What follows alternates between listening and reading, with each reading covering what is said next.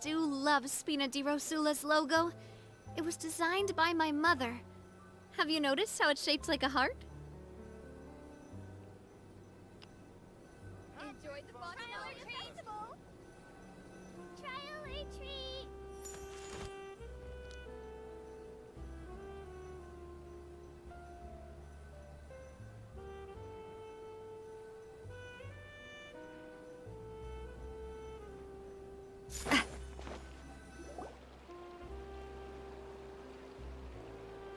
Seriously? But, Mr. Morris, I don't understand, sir. How can you only be telling me this now? I'm afraid that there's nothing really I can do. I'm really facing a crisis. My hands are tied. But what about my film? Well, I'm afraid you'll have to come up with something on your own. Take it from me. Sometimes you just have to let things go. Same goes for this film festival.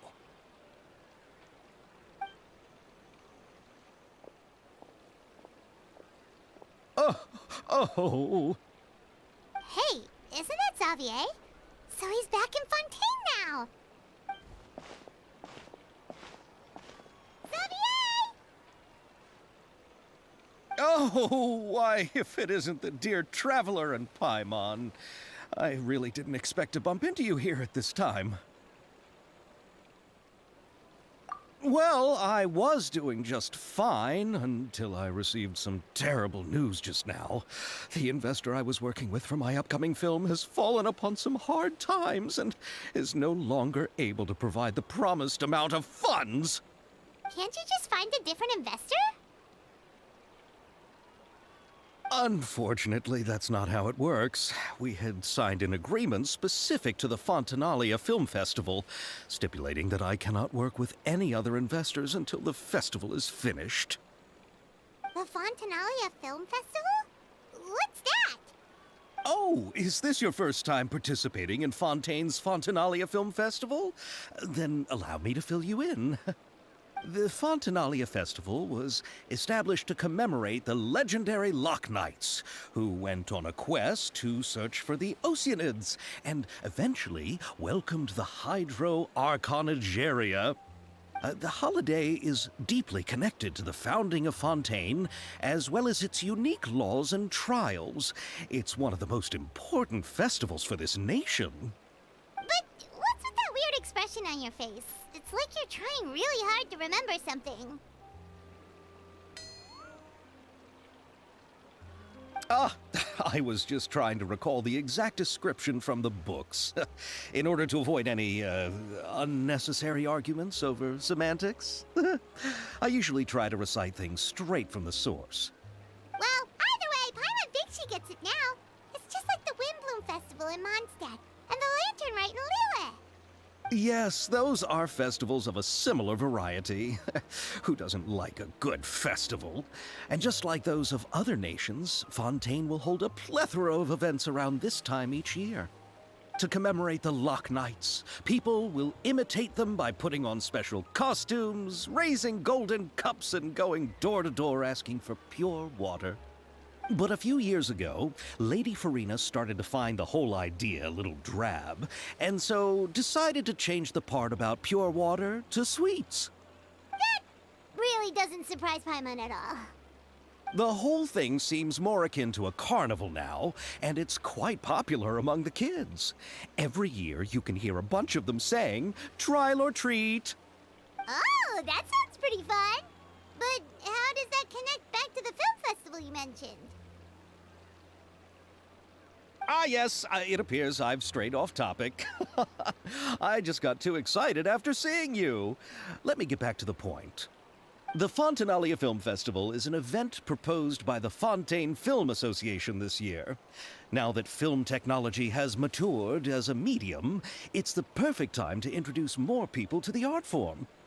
During this time, people may submit films to be evaluated, and the entry with the highest score will be given the Farina Award by the association. The what award? The Farina Award! You know, after the Hydro Archon. They coined it while Lady Farina was still in power, but even though things have changed, no one has made any motion to update the name. Perhaps everyone still thinks of it as a pretty appropriate name. Even though she isn't the Hydro Archon any longer, Lady Farina is still Fontaine's superstar. Anyone with eyes can see the way she shines on the stage. Huh. Alright. Guess the name does work pretty well when you put it that way. Oh, but who would have guessed there'd be an issue with the funding? How will I ever explain this to Miss Chiori? Not to say all the other actors who traveled all the way here from Inazuma. Chiori? Sounds familiar. Where have we heard that name before?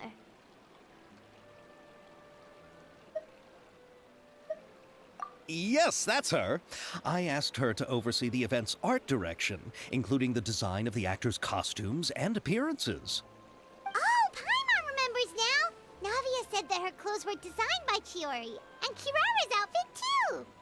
How to describe her? Well, she tends to be pretty direct and can be very forceful when it comes to dealing with people. The fashion world in Fontaine has dubbed her the Thundering Seamstress. Her remarkable designs have led many Fontainians to become very interested in Inazuma. Anyway, Chiori is acquainted with all the actors I've invited from Inazuma. Without her help, I don't think I would have been able to get such an international cast for the film. She really is a kind soul. Who are the actors from Inazuma? Do we know them? Why don't the two of you accompany me to the Aquabus station to welcome them? Judging from the time, the Aquabus should be arriving shortly. Chiori will be waiting to meet me there as well.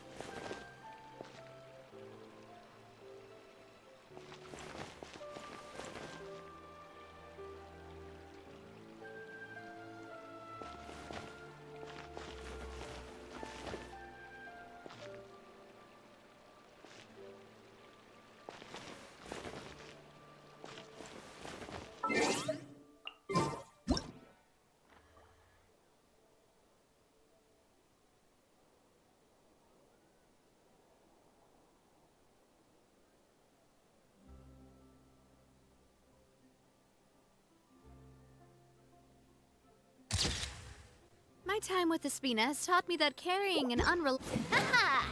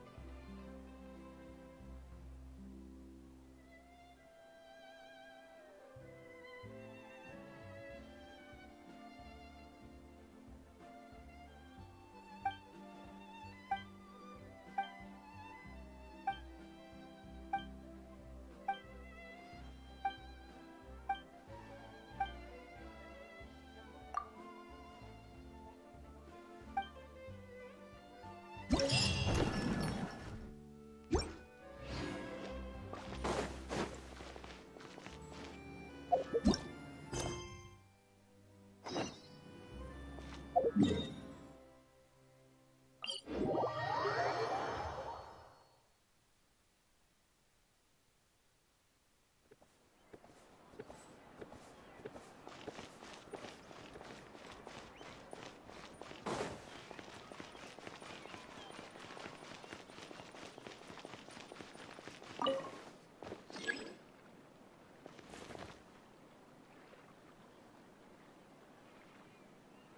is more valuable, unlimited mora or unlimited time?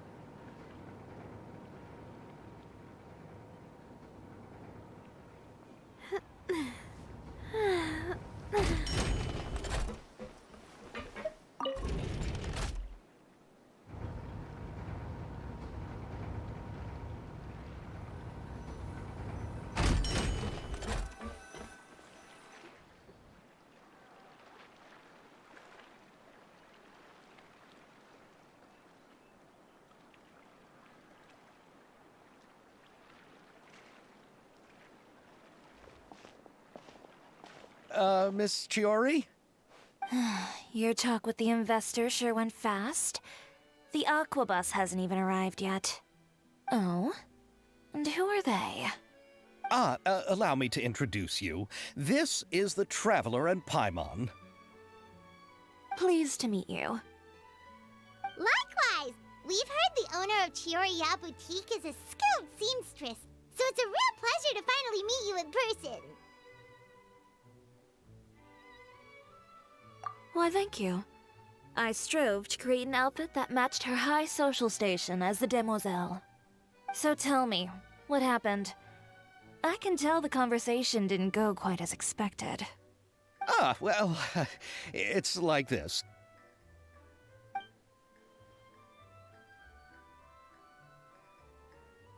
Ugh. I know, Chiori, you don't have to say it. You did remind me that this investor was a little bit sketchy. Yes, there's no doubt about that. But how could I pass it up? He offered me twice as much as the others. And therein lies the problem. Yes, but just put yourself in my shoes. After obtaining such an excellent script, it's only natural that I would want to make the most of the film. The budgets that the others had proposed were nowhere near enough. It's difficult to find someone willing to front such a large amount of mora, so... Don't be sad, Xavier. We might be able to help scrounge up some more together for you. Oh, thank you, Paimon. That means a lot to me. But the cost of the film is staggering. I'm afraid that any mora we can scrounge together in a short amount of time won't even be able to cover the actors' fees. We need to move on. What's happened has already happened, and there's no changing it. But now's not the time to give up. What? You're saying that you have a plan? No, that's not what I mean. I'm simply saying I wouldn't give up just yet. The actors I recommended aren't just after Mora after all.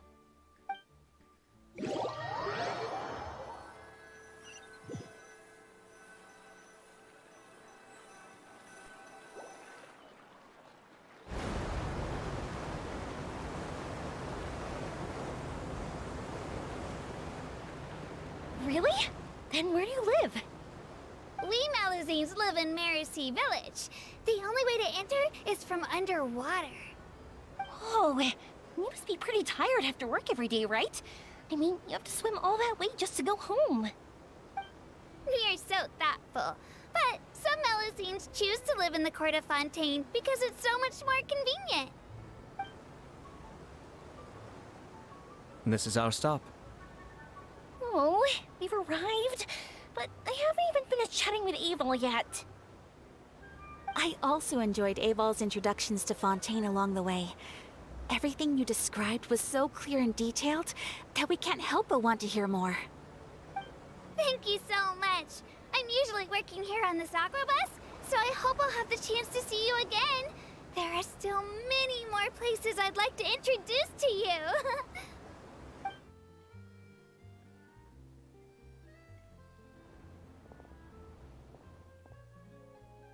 Welcome to the court of Fontaine. Chiori, you sure have changed a lot. This is the first time we've seen you since you left Inazuma. I haven't realized it's been so long. I was in such a rush when I left that I didn't even get to say goodbye. Thank you for extending the invitation, Mr. Xavier. I'm looking forward to a fruitful trip here in Fontaine. It's an honor to have the head of the Kamisato clan visit us. So they're who you meant when you said you had actors coming from Inazuma? Oh? It's the Traveler and Paimon. Wow, what a coincidence! Ayaka and I were just talking about you on the way here. Are you also here for the film? We just ran into Xavier earlier and came over with him. But I'm not an actress. Sir Kamisato and Lady Ayaka are the real actors here. I'm just tagging along with Ayaka to have a good time together. About that, I mean, how was I supposed to contact you when I was making preparations for the film? I figured you were probably busy, and I didn't want to disturb you. So I could only keep you in the back of my mind while I sought other actors to play the lead roles in the film. I had been thinking about a surprise reunion with you during our trip here, but you still managed to surprise me first. Oh, so you all know each other already! My, what a coincidence! What are the chances everyone could be brought together here like this? Why don't we go to Hotel de Boer and catch up over a meal? I've already made a reservation. Huh? Did you reserve 2 spots for us too?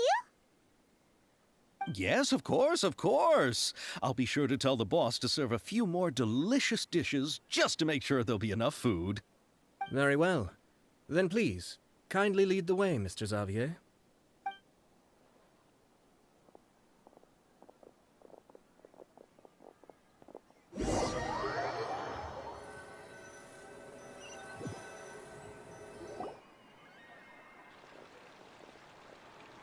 Wow, the buildings in Fontaine are so tall. Just look at how big they are. And there's the fountain that Aval mentioned earlier. It really is a magnificent sight. And look at that huge spinning sphere. Where does it get its power? Wait a sec! Could it be one of those clockwork mecha we've heard so much about?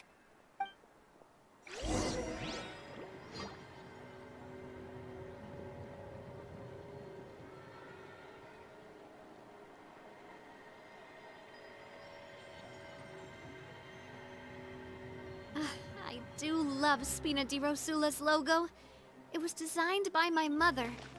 Have you noticed how it's shaped like a heart?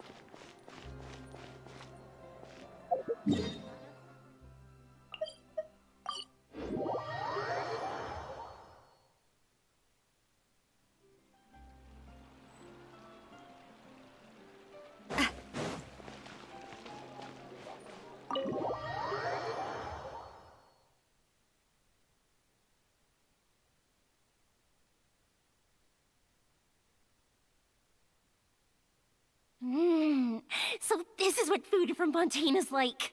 It sure is different from what we have in Inazuma. How should I describe it?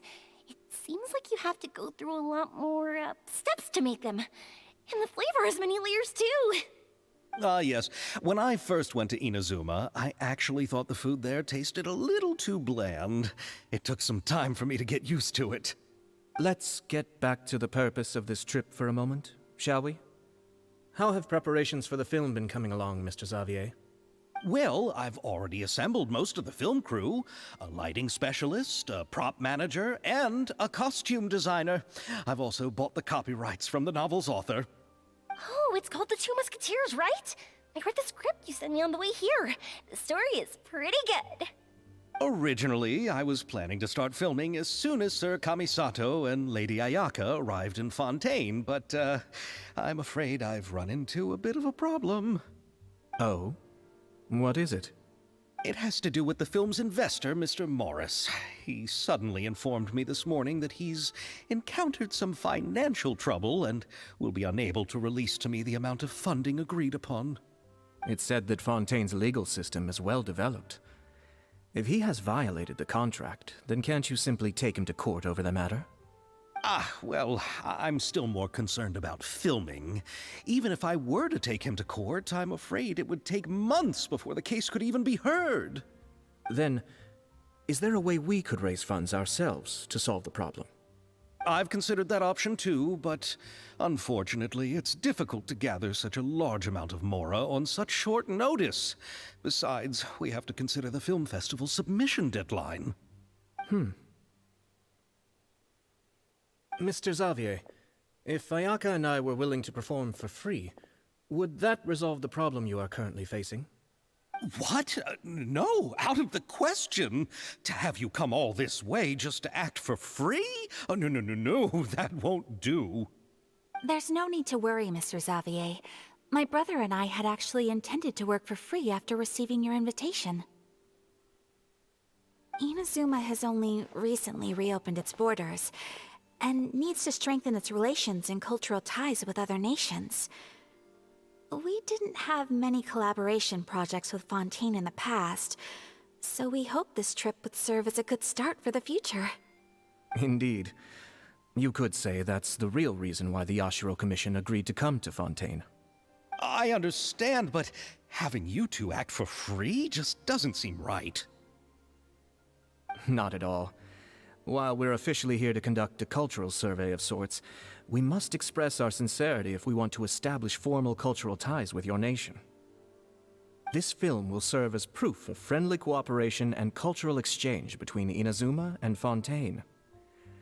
It's my hope that the film can be finished and released as smoothly as possible. If you still don't feel comfortable with this arrangement, I would also be more than happy to be introduced to some other renowned individuals in Fontaine's literary and artistic circles. All right. I'll do as you say. Thank you so much. I'll make sure to cobble together enough Mora now, even if it means selling my house, my camera, and every single family heirloom. Come on now, no need to go that far. I'll also help you out as a brand sponsor.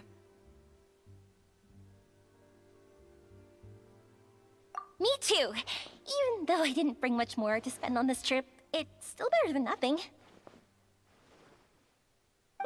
You are too kind, all of you. I really don't know how to... Ew. All right, enough about that. Now that we have Xavier's savings, my support, and 2 leads who are willing to act for free, I think we will be able to make this happen. So, instead of Mora, you'll help with filming and production. Oh, but how can we help with that? We don't know much about making a film. All right, pull yourself together, Xavier. Tell us if there are still any open positions left among the crew. All right. Let me think. We still need a camera operator, a clapper loader, and someone to manage logistics. I originally wanted to personally serve as director, but I've been too busy working as the producer. So the positions of director and director's assistant will also need to be filled. Paimon knows what the director and the logistics support person do, but what's a clapper loader? The clapper loader is responsible for using the clapper board to record and organize the information of each shot when the camera operator begins shooting. The work requires both patience and careful attention to detail. A clapper board? Oh, you mean the thing they hold that goes clap whenever they start filming? Yes, that's right. Are you interested in that job? For sure! Paimon's always wanted to try that. All right, then you'll be our clapper loader. I can find someone from the store to help with logistics. What do you think, Xavier? Oh, fine by me. As for our camera operator, I was thinking of letting the Traveler take the role. Oh, she's great when it comes to using a camera. Paimon can't even count how many things we've taken photos of during our journey. Yes, that's also what I was thinking. I noticed the Traveler had an eye for photography and composition when we worked together previously. I'm sure that's due to the traveler's journey across Devat and all the places they've seen. After so many adventures, using a camera must be second nature by now. What do you say, Traveler? Are you interested in the job?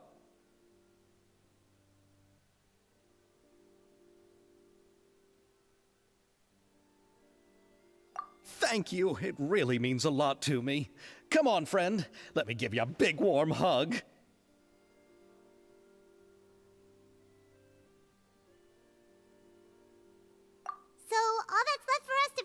a director and an assistant. Oh, me! I want to be the director's assistant. All we need to do is help the director, right? I can handle that.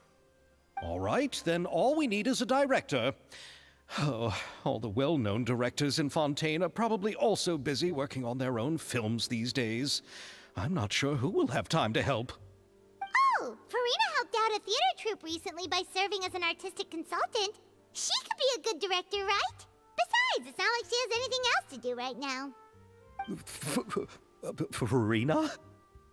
Do you really think Lady Farina would be willing to help us with our humble project? Isn't that the name of Fontaine's Hydro Archon? My brother has already informed me about what happened here in Fontaine. Yep, that's her. She helped out a theater troupe not too long ago, and now she's taking up work as a director. Well, I saw that musical.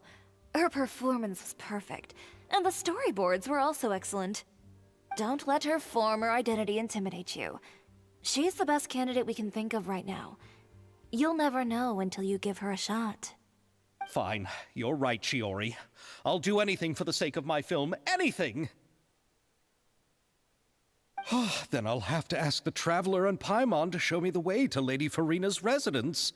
I just hope she'll agree to help. Do you need us to also come along? No, there's no need to trouble you with this. Besides, you've just arrived in Fontaine, and I'm sure there are many places you would like to visit. Just leave this task to me. It's part of my duties as the producer. Very well. Then we'll be waiting to hear the good news. I'll go with you. By the way, you might want to consider bringing a gift. And don't worry, we won't simply drop you off at Farina's place. We know Farina pretty well by now, so having some familiar faces there should help your chances. Besides, the whole thing was our idea in the first place. All right, then I'll start making preparations. As for the gift... A gift for someone who was once seen as the Hydro Archon. I wonder what she would like. I recall that Lady Farina once fancied a clockwork ring, so perhaps I should get another exquisite clockwork contraption for her. Huh? Can't we just bring some desserts, like the Fontaine mousse? But wouldn't that be a little too cheap? She does like desserts, though. Isn't the Fontaine Festival happening right now? I heard Abel tell us on the Aquabus that Farina introduced the tradition of going door to door and asking for sweets. To do something like that, she must have a real sweet tooth. I agree with Yoimiya. If the gift is too fancy, it might actually make her feel more uncomfortable. Alright then, let's go buy some Fontaine mousse.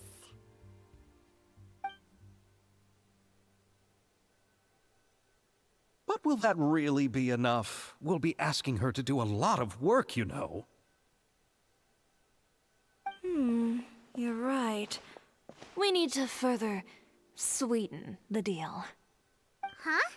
You want something even sweeter than Fontaine mousse? Yes, we'll need a gift that's sweeter than any dessert in the world. But what could that be? Your words of praise.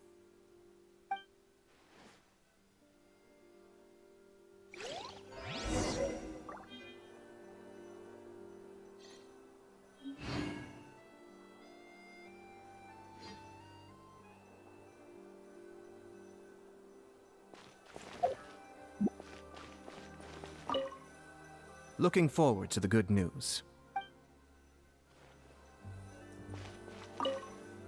You go ahead.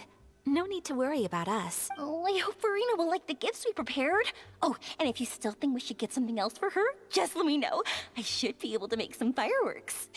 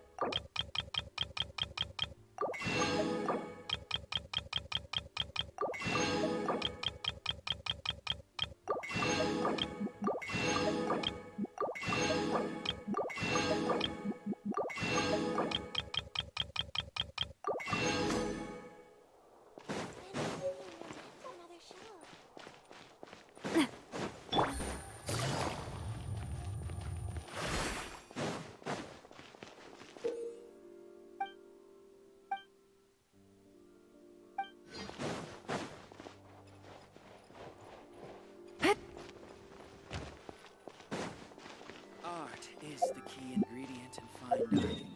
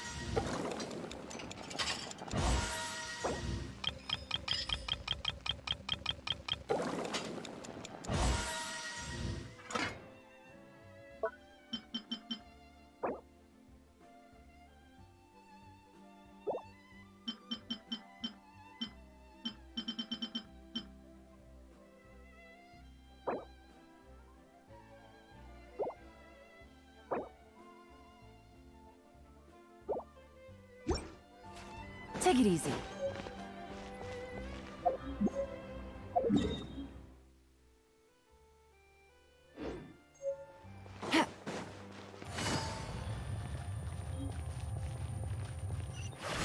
Take it easy. We're here! This is where Farina lives. Okay, I'll go knock on the door.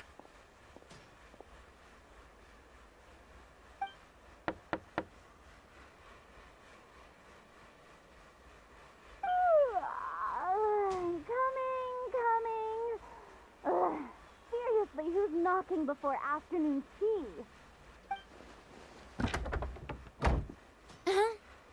Who are you?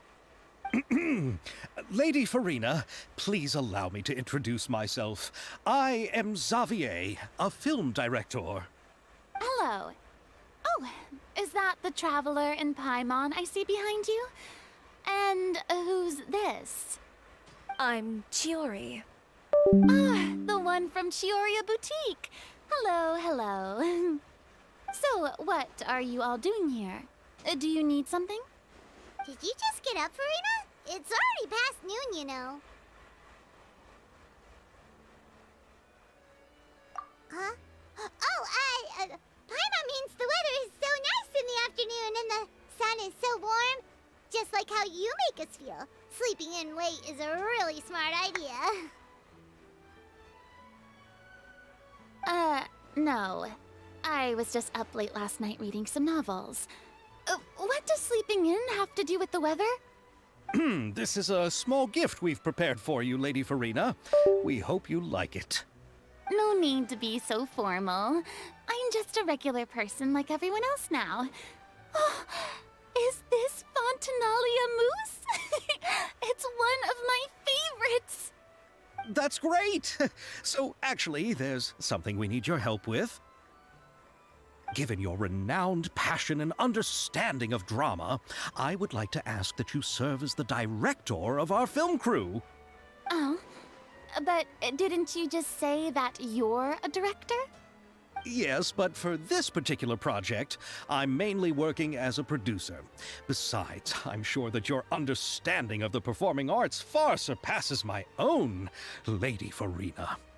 Are the Traveler and Paimon also part of the film crew? Yep, we sure are. Paimon's the clapper loader and she's the camera operator. Camera operator? That can be a pretty technical job, and it directly affects the final quality of the film. Are you really up to it? No, I'm not questioning your abilities. It's just that I've never really seen you use a camera before. Maybe you can come up with a test for the Traveler and see for yourself. If she can satisfy you with her camera skills, then you'd have nothing to worry about and can join the team. What do you say? You sure are getting better at rolling with the situation, Paimon. Oh, I do wish to see how skilled the Traveler really is with a camera. All right, how about this? We'll work with what we have. I'll give you some scenarios and see if your work is up to my standards. Very good. It's essential for the camera operator to understand the director's vision. I'll make my decision after seeing your work. Are you ready? I have high standards, you know.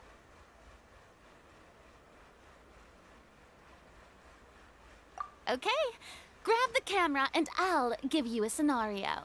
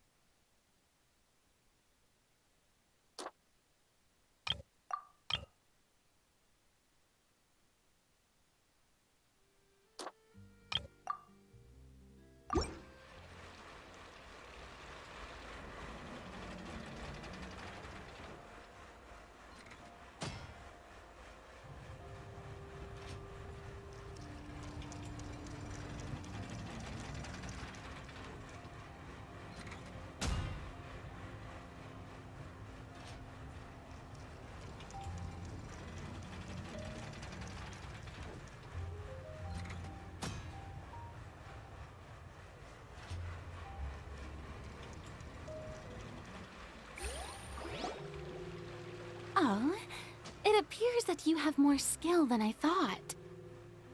All the shots had a great composition, and I could really feel a connection to the characters and their lines.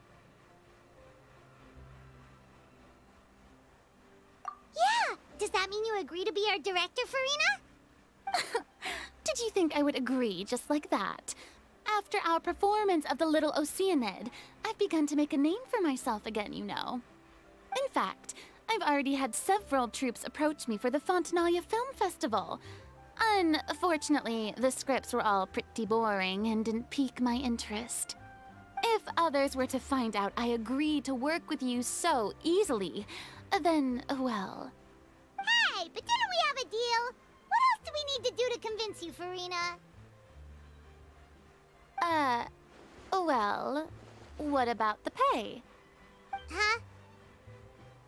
You know, how much you're willing to pay me to be the director? The pay is also an important factor for me to consider, you know.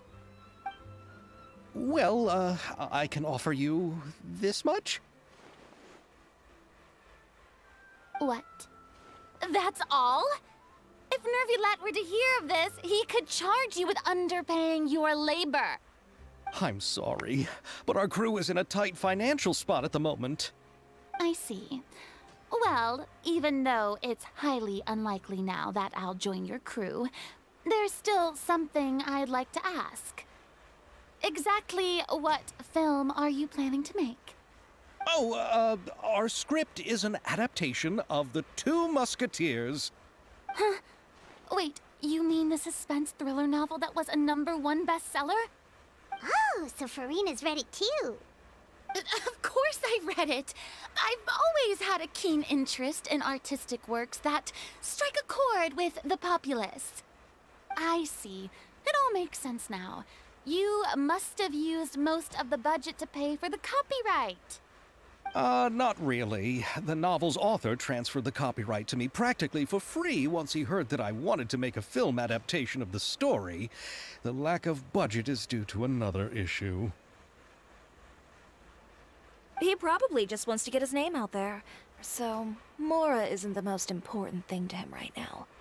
It reminds me of a delivery courier who wears one of my designs while traveling all across Teyvat. I didn't charge her much for the outfit either. The exposure she provides for my brand is well worth it. So, are you a big fan of this story, Farina? Well, it's alright. The pacing of the story is good, but the character relationships could use some work. When I was reading it before, I always felt like some things were left on a rather unsatisfactory note. I have high standards, you know. Ahem, Mr. Xavier, if, hypothetically speaking, I agree to be the director, how much freedom would I have in terms of script revisions and creative interpretation? Oh, as much freedom as you would need. I wouldn't dare doubt the tastes of Fontaine's greatest star. Good. Then I'm free to alter the script as I see fit? Absolutely, no problem.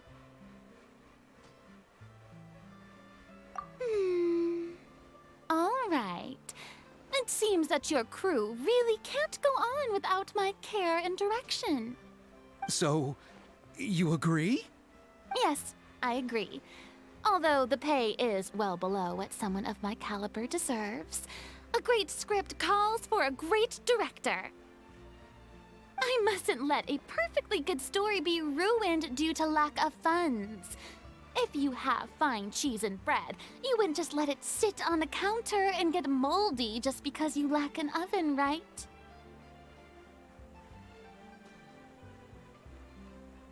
Oh, Hydro Archon above! I'm not dreaming, am I? Somebody pinch me. There's no more Hydro Archon, you know. And it's still a little early to celebrate. There's a lot that goes into shooting a film. Although the trickiest tasks of finalizing the script and casting the actors have already been taken care of, we'll still need to reserve filming locations. Not to say set up lighting and props. And by the way, since we'll be filming The Two Musketeers, we'll need to find an action choreographer. Ideally, a professional who has actual experience with muskets. Yes, I've thought about this as well. I was hoping that you might know someone who could handle the job. Me? If this was before, I could have simply asked Glorand. But it's already been some time since I last talked to her. Navia can also use firearms, but unfortunately, her style is quite different from that of the characters in the story. Could we ask the Special Security and Surveillance Patrol? Oh, you mean the Special Patrol's Musketeers? Yes, that's right. They work with muskets every day. I can't think of anyone more qualified than them. They would be under Nervilette's jurisdiction. Unfortunately, I, don't have any connection with them at all. So, in the end, we still have to start by talking to Nervilette. No need to go to all that trouble. I know their Captain Chevres. Oh, you do? Wait, Chiori, how do you know the captain of the Special Patrol's Musketeers? No particular reason. Running a business means dealing with some trouble from time to time, and she's helped me out on a few occasions. In return, I've helped her handle a few situations in which the Special Patrol couldn't get involved directly. So, we've gotten to know each other over time. So you're saying there's been times when the Special Patrol needed a fashion designer to handle a situation?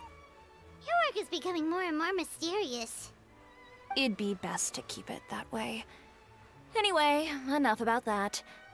What do you all think about asking the captain to be our musket action choreographer? She sounds professional enough. She is a captain after all. I have no objections. But I imagine the Special Security and Surveillance Patrol must be busy with their duties. Do you think she'd really have time to help with shooting a film? And then there's the issue of pay. Well, it just so happens that she's also not the kind of person that's just after Mora. As for whether she has time, I'll have to go and ask her first. Then I'll leave that to you. Macaroni's on sale today, so I've got to go. You can just tell me how things went when we discuss tomorrow's plan later. No problem. Having Farina join feels like a big boost to our team. Of course. Just wait until the day of our premiere. You'll witness the true power of my name in these lands. You'll be so glad I agreed to help. I can guarantee that even the standing tickets will be sold out. I'll be sure to ask some people I know to see if they'd be willing to act as extras. Seems like you're finally getting more comfortable with your own reputation now. I didn't ask for the Clapper Loader's commentary, Paimon. Then let's get going. I happen to know where Chevrolet is today. By the way, I'm curious. If my pay is so low, then what about our two lead actors? Didn't they travel here all the way from Inazuma? Actually, they told us that they see the trip as part of a cultural exchange, so they didn't ask for any pay. What? So is every person in Tevat who doesn't want money gathered here to shoot this film? Don't tell me Chiori isn't being paid either. I already knew Xavier from before, and he's also agreed to give my brand some good exposure. It seems the gods have really smiled upon you, Xavier. And that certainly doesn't include me, mind you.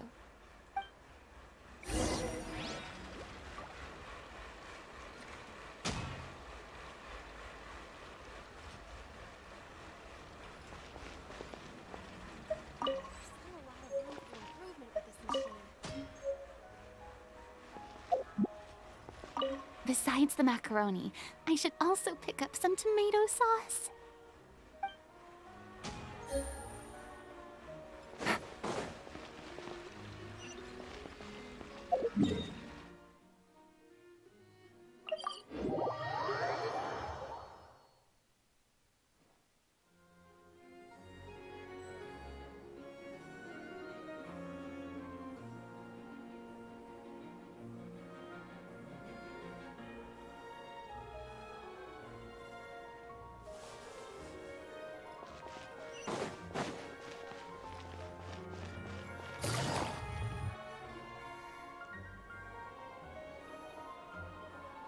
All right, this is the place.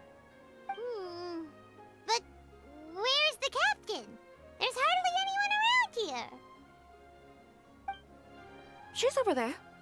The one with an eye patch reading in front of the newsstand. Oh, her! Paimon could tell there was something different about her. She seems kinda intimidating. Please wait here for a moment. I'll go fetch her. She's working now, so you might not want to get in her way. Working? But isn't she just standing there and reading a novel? Just trust me. Oh, alright, let's see what happens then. Chiori sure is a mysterious person. She claims just to be a fashion designer, but she knows all these powerful people. The court of Fontaine isn't particularly tolerant of visitors from overseas, so it isn't easy for a foreigner to promote their brand here, even more so in the competitive world of fashion. Even a local like me just trying to make a film has to face all kinds of challenges. So I can only imagine what Chiori has been through to get where she is today. I'm sure that having more connections has definitely worked in her favor. Reading on the job? Detective novel. One main character? No. Multiple. Branching storylines. I see. How's the plot coming along? One of the main characters is about to make a choice that will affect the rest of his life. I'd wager he's going to make the wrong choice. Any way to speed things up? There's something I need your help with. You know that doesn't depend on me. It all comes down to what the character chooses. Which is exactly why I'm here to help.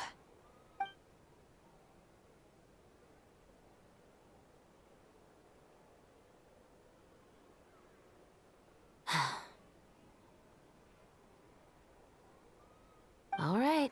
It appears he made the wrong choice in the end. Halt! Huh? What's going on? Hand over whatever you're holding. Oh, it's just a book. I didn't buy anything else. Then I'm sure you wouldn't mind letting me have a look.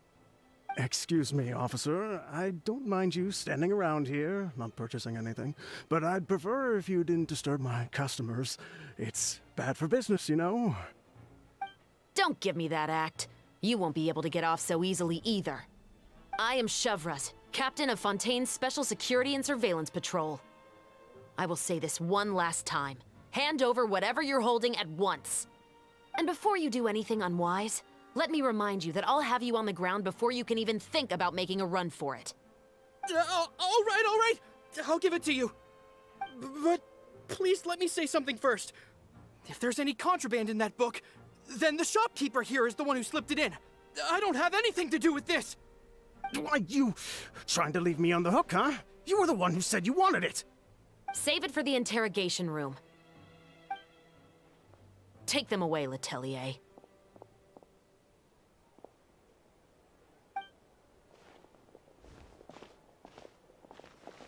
What's going on here? One second you're reading a book and the next you're escorting people away. And who are... Oh! Aren't you the traveler who's been all over the papers recently? Chiori, I'm assuming what you wanted to ask me about has to do with them, right? Maybe I can let you in on what's happening then. Now that Vacher has been brought to justice, no new shipments of synth will be made and distributed to sellers. The Fontaine guards have been busy collecting the remaining synths still circulating on the market. Thanks to a tip from our reliable source here, this should be the very last batch. Oh, so you were pretending to read a book in order to catch the bad guys. Oh, Paimon almost forgot to introduce ourselves. Paimon is Paimon, and this is the Traveler and Xavier. Hey, I'm Chevraz. You probably already heard me introduce myself, so I won't bother repeating it.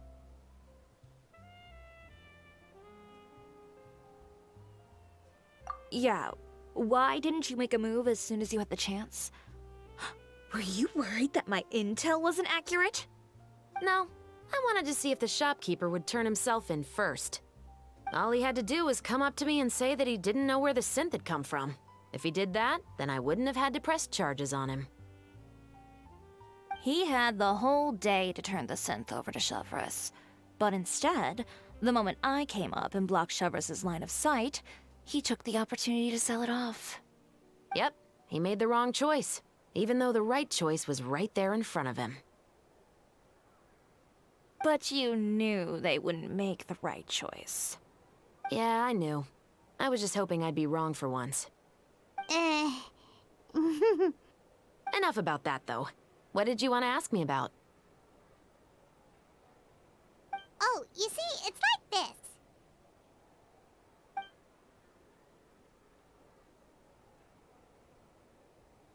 The Two Musketeers.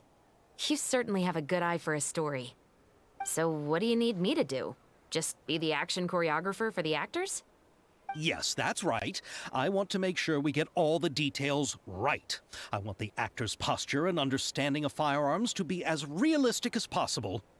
However, I'm afraid this work will require a bit of your time, since you'll have to be present whenever we're filming.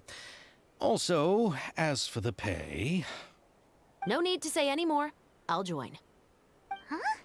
Just like that?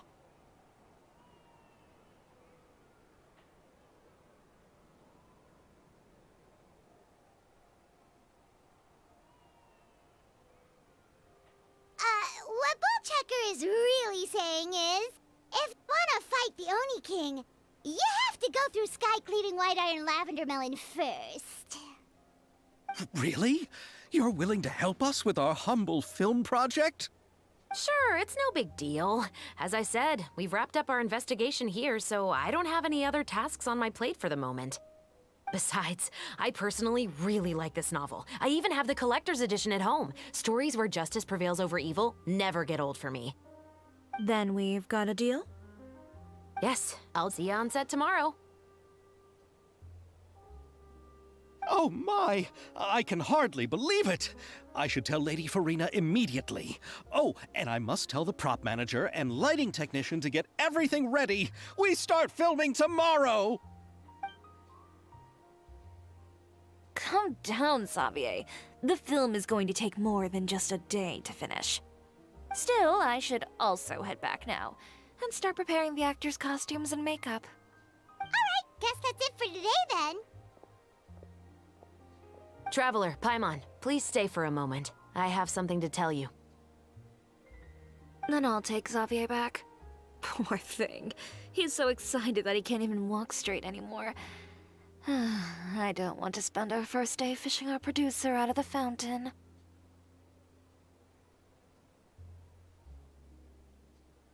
Yep, see you tomorrow.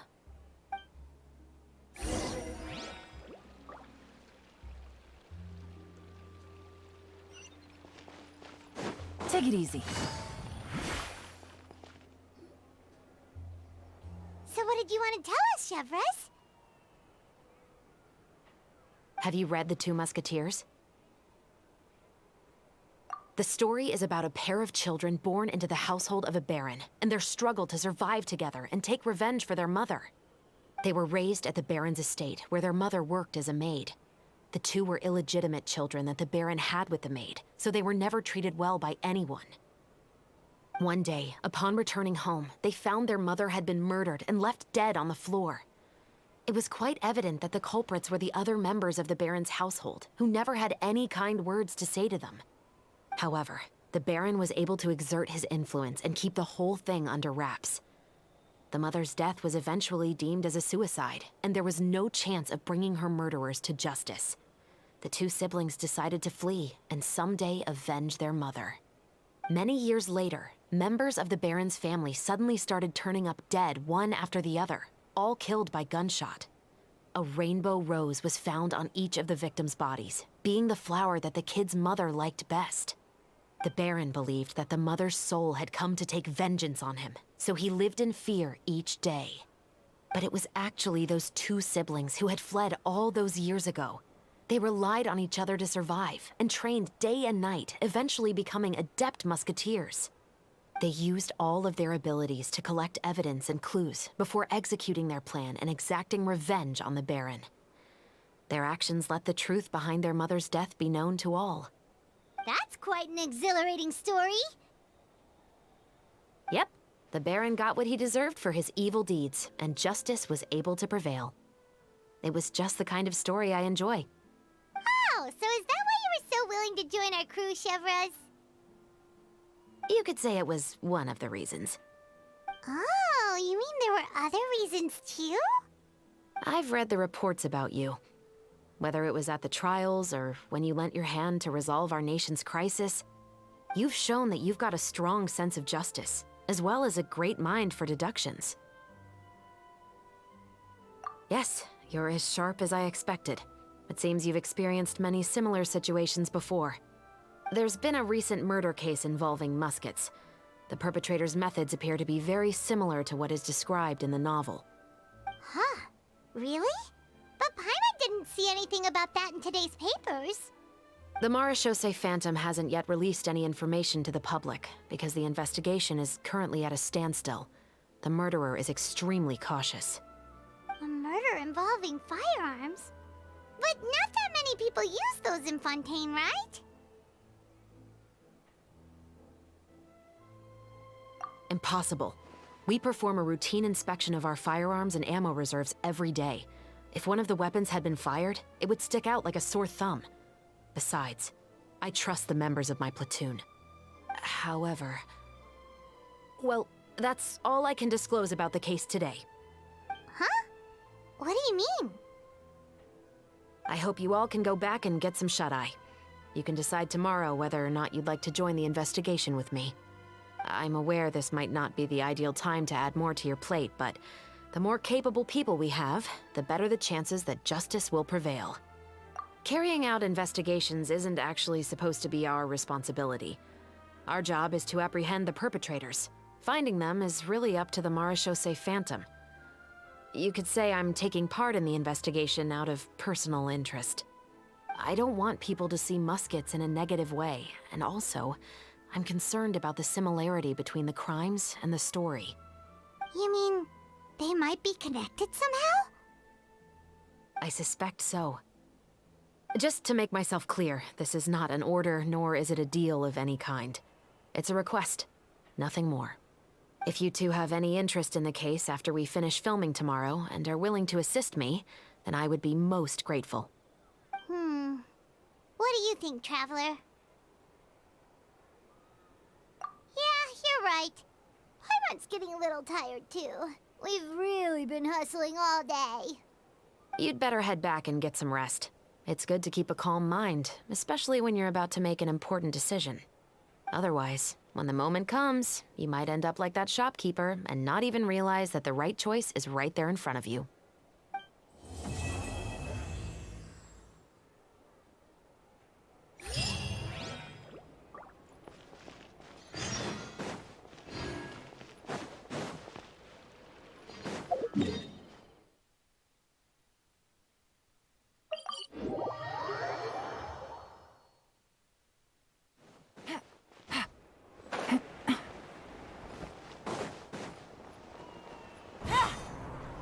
Take it easy.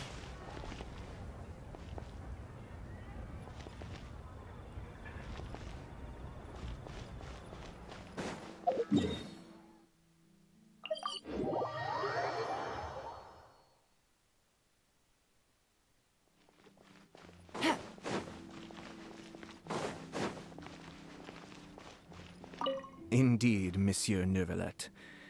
I'd very much appreciate hearing your thoughts on everything we just discussed, including my initial proposal and the general direction of our potential cooperation. Your proposals are reasonable and quite well thought out. Your sincerity and wish for our mutual success was evident in your words, so there's no need to be so modest. Thank you. So, what's your decision? If you're asking for my personal opinion, I'm willing to cooperate in full based on my own opinions and my impression of Inazuma's culture. However, Fontaine doesn't run simply based on the feelings of one individual. I'm sure Inazuma must be the same. Everything must be done in accordance with the regulations that are in place. Yes, of course. I will submit a written proposal outlining the details of our potential cooperation to the Palais Mermonia within a week. And I look forward to hearing from you.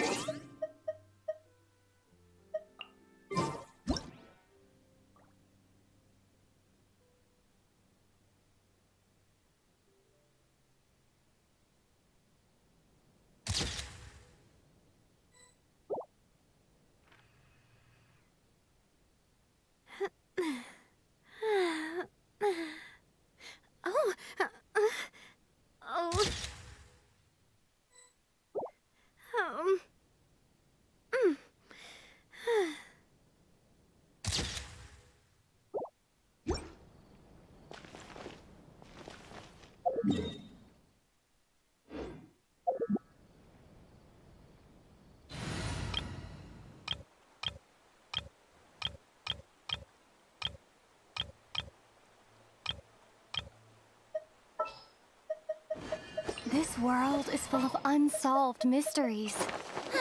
I knew you'd miss me. Let's go get ourselves some answers.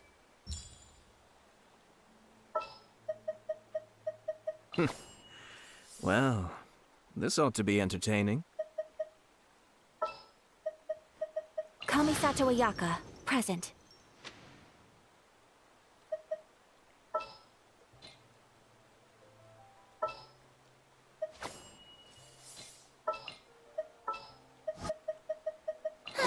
I knew you'd miss me.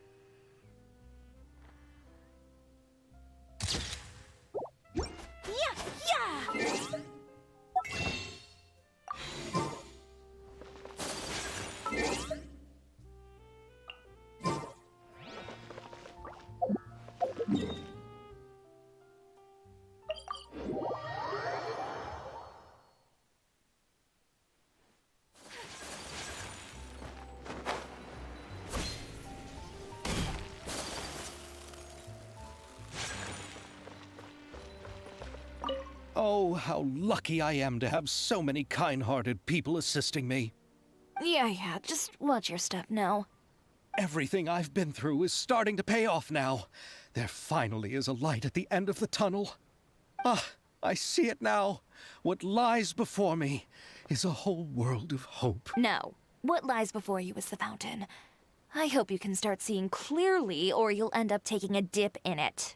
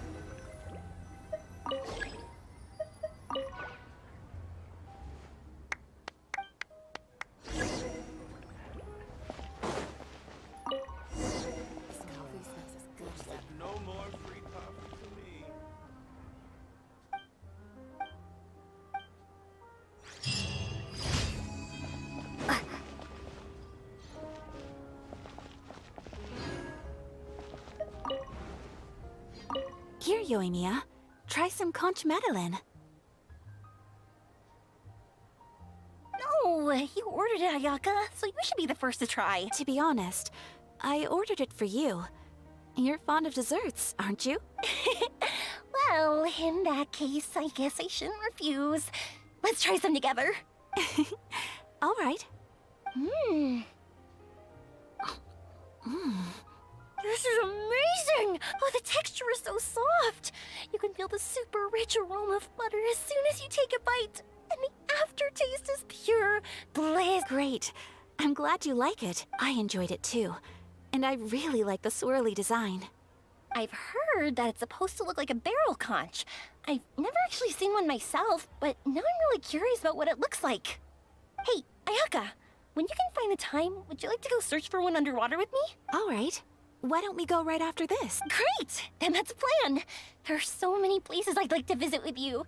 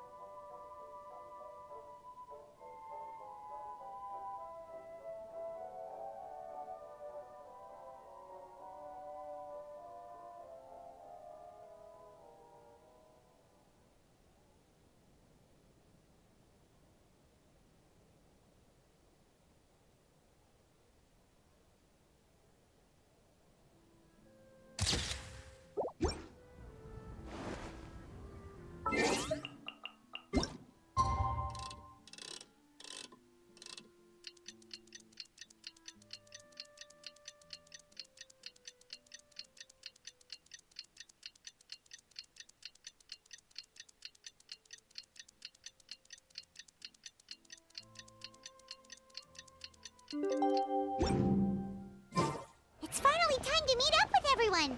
Paimon even dreamt of making the film last night. If Paimon remembers right, we're meeting at Hotel de Boer. Let's get going!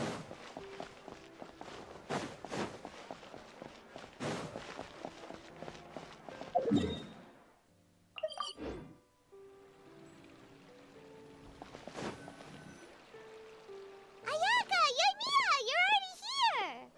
Good morning. Xavier said yesterday afternoon went well. Yeah, and how about you, Ayaka? What were you up to yesterday? After we split up, Ayato went to see Udex Nervillette at the Palais Mermonia. I was originally thinking of going with him, but he said he could manage it himself. He told me to go see the sights around Fontaine and to enjoy the local culture. So I rode the aqua bus with Yoimiya and visited the opera house on Aranias Island. Yeah, you wouldn't believe what we saw there!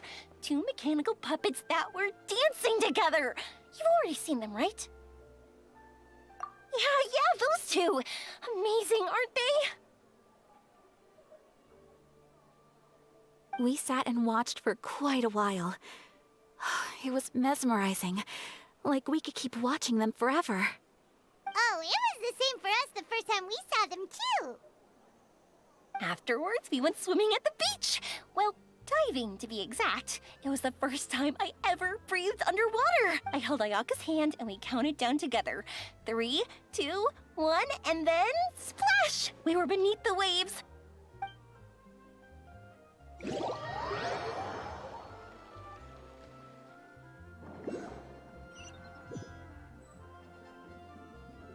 At first, I didn't dare to open my mouth. But once I couldn't hold my breath any longer, I decided to take a big breath in. Turns out the water wasn't as salty as I imagined. It didn't really taste like anything at all. Before I knew it, I was breathing like normal down there. It was an amazing feeling. Ayaka said I was too nervous and needed to loosen my grip. She got used to everything way faster than I did. I knew that the Traveler could do it, so I had no doubt we could do it too. That helped me feel at ease as soon as we dove in. The underwater world in Fontaine truly is beautiful. I love seeing the Romaritime flowers blossoming underwater, like little candles lighting up the streets at night. Yeah, and there were so many creatures that we've never seen in Inazuma. Like those fish that shimmer like a sword blade. Whoosh! Oh, and those big fish that call when they see people. Oh, you mean hunter's rays and blubber beasts!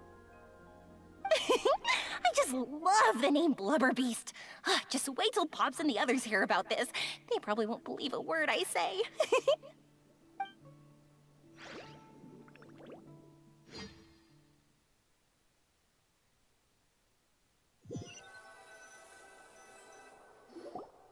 Yoimiya was down there for quite a while. It was dark before we finally rode the aqua bus back to the city. I figured she'd want to sleep in today. Yeah, even I was worried that I wouldn't be able to get up. I still felt like I was drifting in the waves when I went to sleep last night. But as soon as I woke up today, I remembered that we'd all be shooting a film together, and I was ready to go. Speaking of the film, where's everybody else? My brother and Xavier were speaking to the restaurant owner about using the place as a filming location. They should be here soon. As for the others, We're here. Please excuse my tardiness. I just finished the Special Patrol's 6-mile morning jog. Wait, 6 miles? I'm so tired. I heard you all chatting, so I decided to come down. I sure could use some of that endless energy everyone else has. good morning, everyone. Morning. Can someone fetch me a cup of coffee? More milk, hold the sugar. Sure, I'd be happy to do that for you. No, you can't go anywhere. Please, have a seat over here so I can get started on your makeup. The last thing I want is coffee stains on my costumes. I can get the coffee. It's the perfect job for an assistant.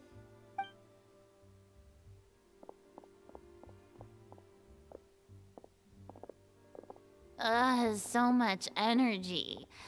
Seriously, what's her secret? Oh, Yoimiya's always like that. But you sure look exhausted, Farina. It's because you're not used to waking up so early, huh? Of course not.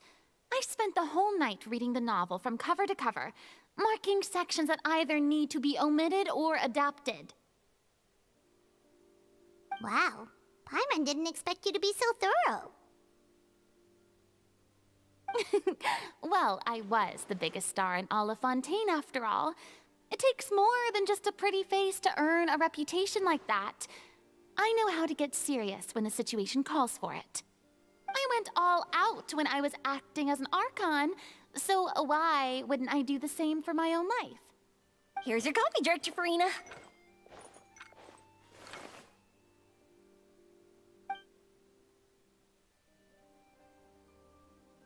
Oh, thank you. The sound of being called director and the aroma of coffee feels almost as refreshing as hearing the birds chirping in the morning. It seems everyone has managed to arrive on time. We've reached an agreement with the restaurant owner. We are free to use the second floor to shoot our film. Really? That's great! He is really looking forward to our film, and hopes that providing his restaurant as a filming location will attract more customers. Well then, Mr. Xavier, I'll leave the rest to you. Okay, thanks. First, I'd like to introduce our new members. This is our prop manager, Veronique. She'll be in charge of all the film's props and items. And this is Bonneau, our lighting technician. He'll be in charge of lighting and illumination to set up each scene's atmosphere. Wow, sure feels like we have some real professionals joining the crew now. First of all, please allow me to first express my sincerest gratitude to everyone in the crew. When my investor informed me yesterday that he wouldn't be able to provide the funds, I really thought that this was the nail in the coffin for this film. I had no idea that I'd find so many people willing to help me on such short notice. Thank you. Thank you all from the bottom of my heart. No need to be so cordial, Mr. Xavier. We're all honored to be a part of this. Your works made a profound impression on me when I saw them back in Inazuma. I am sure that someday, this film will be remembered as a prime example of cultural exchange between Fontaine and Inazuma. Yes, The story is the reason I agreed to join. I can't bear to even imagine what this film would look like without the very best director. Anyway, I would like to make a promise to everyone that as the producer of this film, I'll do whatever I can to ensure that everything goes as smoothly as possible. This is not just my film. It also embodies the thoughts and feelings of every person here, as well as the endless effort we are about to pour into it. So, without further ado, the Two Musketeers will officially begin filming now! You may take it from here, Director Farina. All right. Listen up, everyone.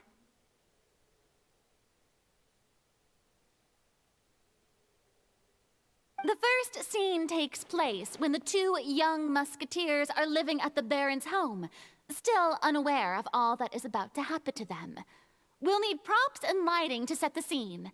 Our lead actors can go get their makeup done, and extras, please take this time to go over your positions. Whoa.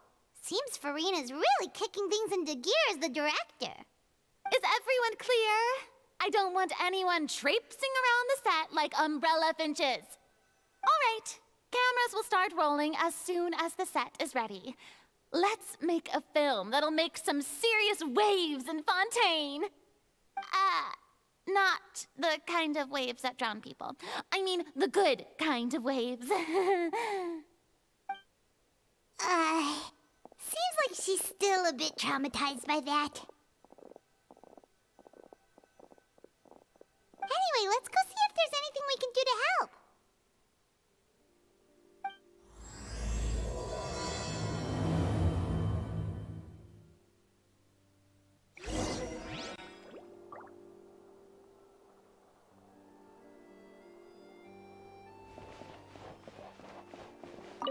I don't need any help here. Why don't you try asking someone else?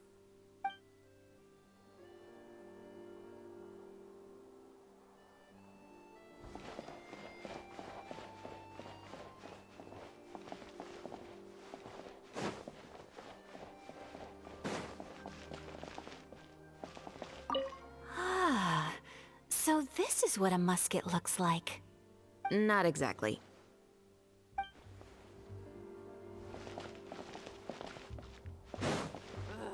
So annoyed.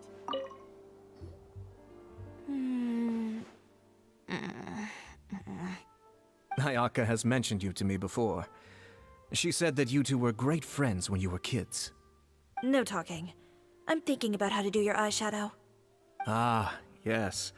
To help me really look the part. To achieve a more young and naive look for this scene. Are you saying the wrinkles around my eyes are too deep? You just have too much of a calculating look in your eyes. You sure don't mince your words. It seems you really haven't changed much. Quiet.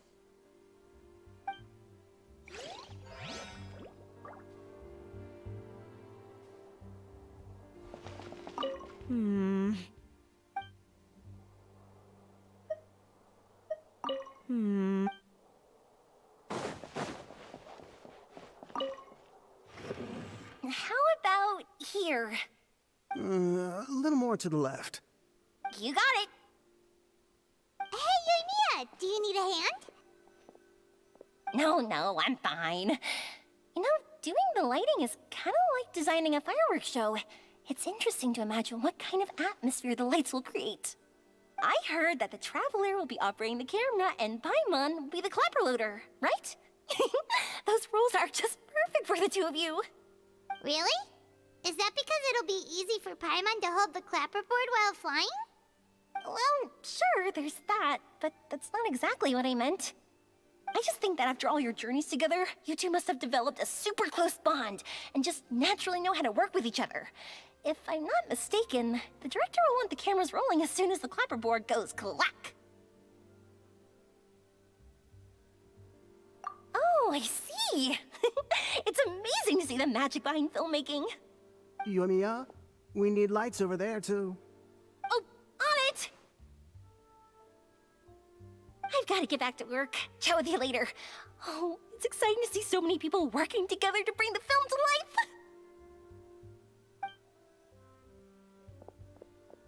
Seems like Yamiya's really getting into it. But she was right. We do have a super close bond, don't we?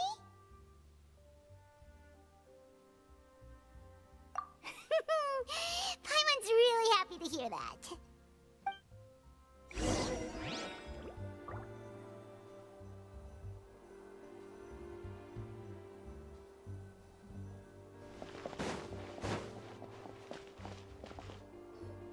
So, this is a real musket? No, it's just a prop weapon. Not bad. Have you seen a real musket before? Only in books and newspapers. I made this one based on the relative shape and proportions I saw in reference images. When we're filming, some special gunpowder will be applied around the muzzle, which will help create the flash and smoke effects of a real gun being fired. Which means it'll be up to the actors to portray the recoil. That's right. The sound effects for gunshots will also be added in post-production. Thank you, Veronique. I think I know where to start now. However, the musket's gears and firing pin could still use some work.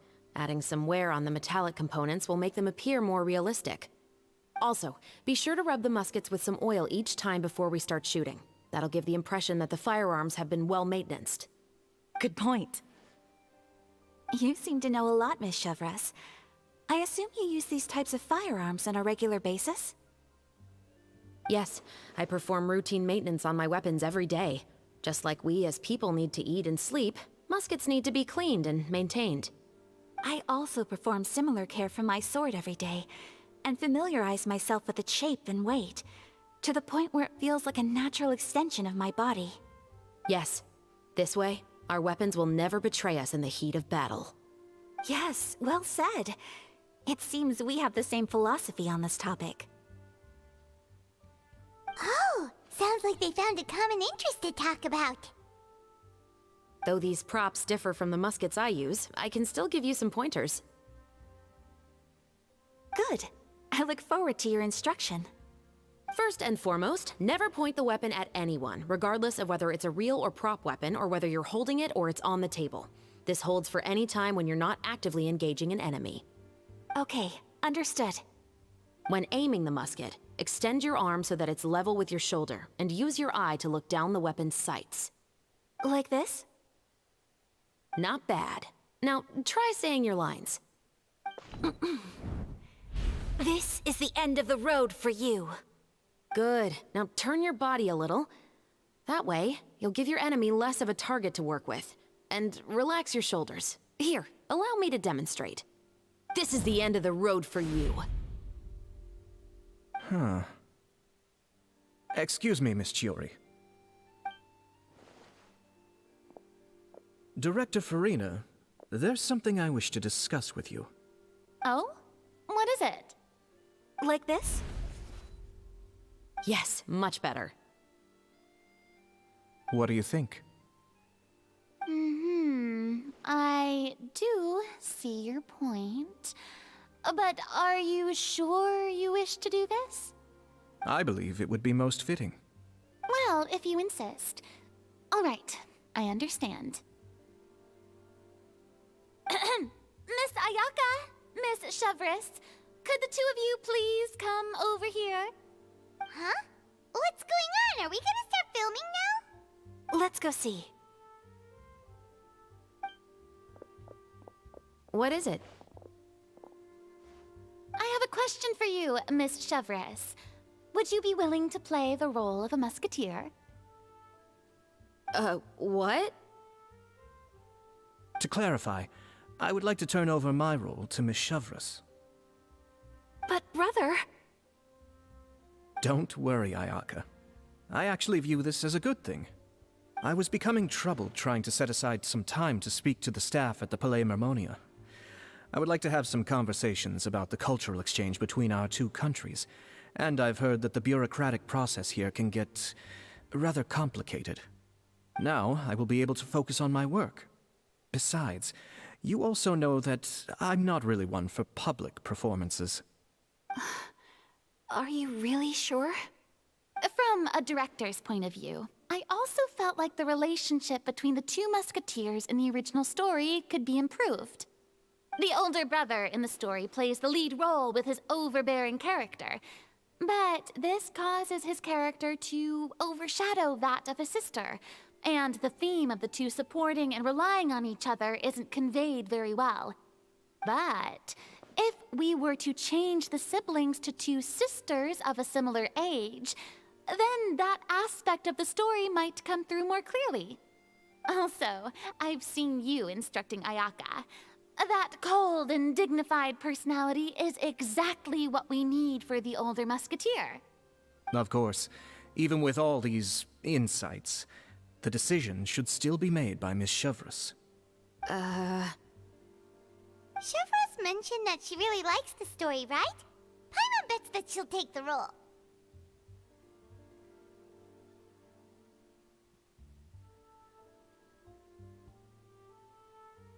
All right, I'll take the role.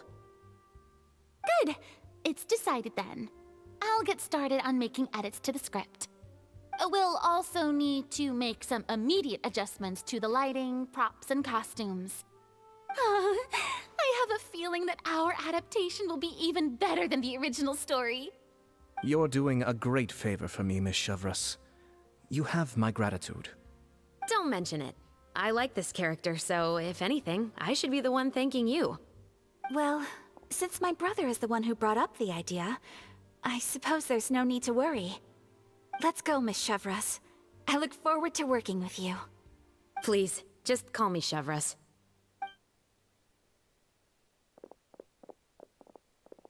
Seems like you're really going out of your way to solve the problem I was having with your makeup.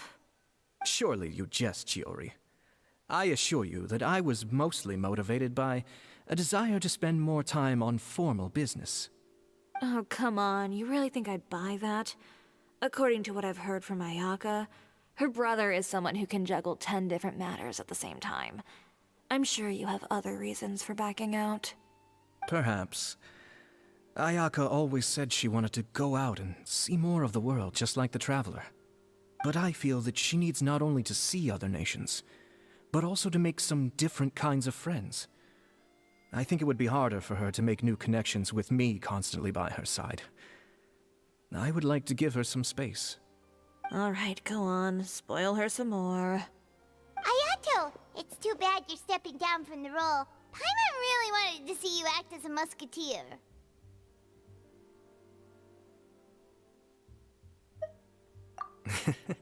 No need to poke fun at me.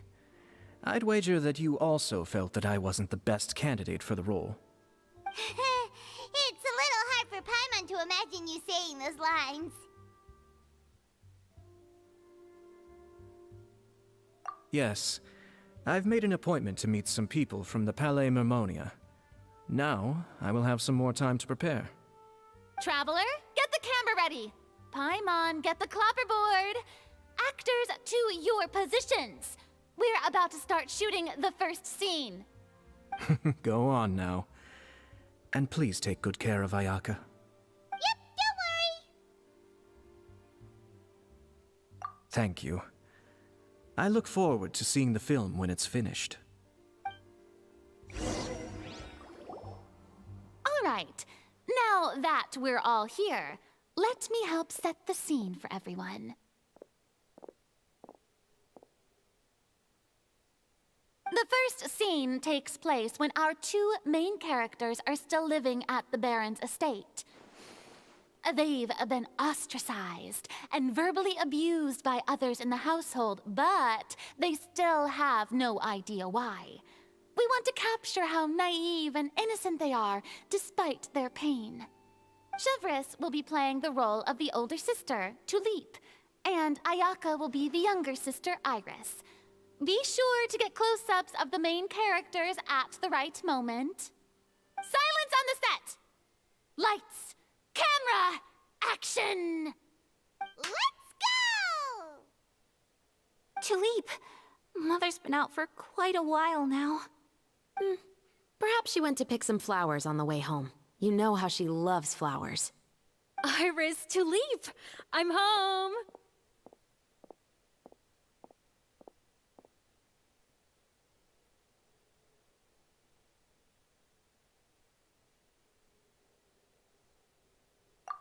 Mother! You were out for so long, we were beginning to worry about you. I'm sorry, but I'm back now, safe and sound. Here, I brought your favorite treat, apple turnovers. Mother, what are those bruises on your hand?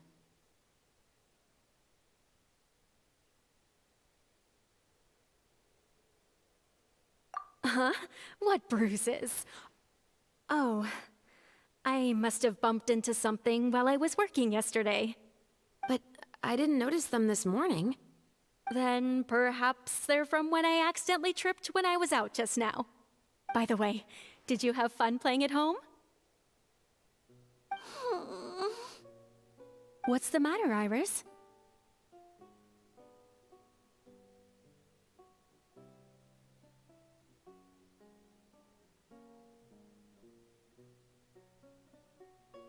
Well, we've realized that no one really wants to play with us.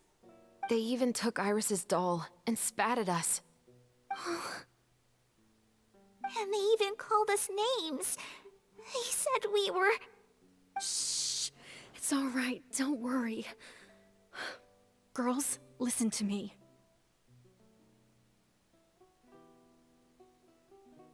It doesn't matter what anyone says. Don't listen to them. No one can define you with such words. You both have wonderful lives ahead of you. Just like your names. You will both blossom like beautiful flowers. Maybe your time to blossom hasn't quite come yet, but one day, you two will bloom more beautifully than anything else. Don't let the soil you're in now ruin your future beauty. Understand? My dear daughters. And cut! Not bad. The actor's emotions were all on point. Let's keep that take. Also, if our clapper loader could avoid shouting at the start of the scene next time. Oh, got it. Great. I was a little worried that my nerves would get the better of me. What about you, Chevros? I felt fine. The lines weren't too difficult at all. Seems like Farina must have adapted the role nicely. You two were great. I couldn't tell it was your first time acting in a film. You should have more confidence. Thank you for your encouragement. Positions, everyone! We'll move on to the next scene after we try a few more camera angles.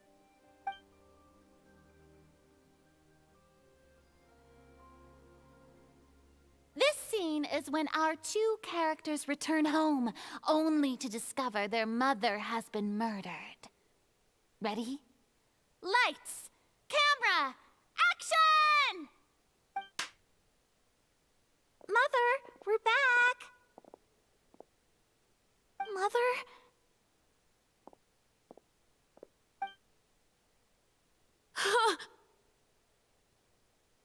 What's wrong, Tulip? Iris, stay away! Huh? Why? What's... Mother! Mother... She's... Huh? There's poison in this cup. Huh? I could have sworn I've seen this kind of cup before. Those aristocrats. They didn't even try to cover up their actions.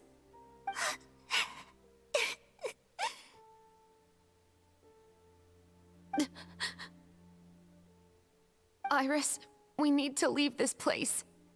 Leave? But now that Mother is gone, where can we even go? Anywhere. All I know is that we can't stay in this house. But are we just going to let them get away with this? We'll have our revenge, I promise you. Just not right now.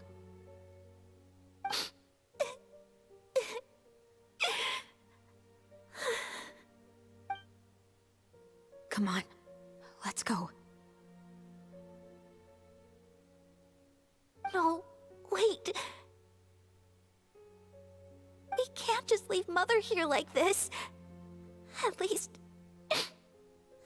let me leave this rose with her. That's why we went out in the first place. To buy her this flower. All right. Goodbye, Mother.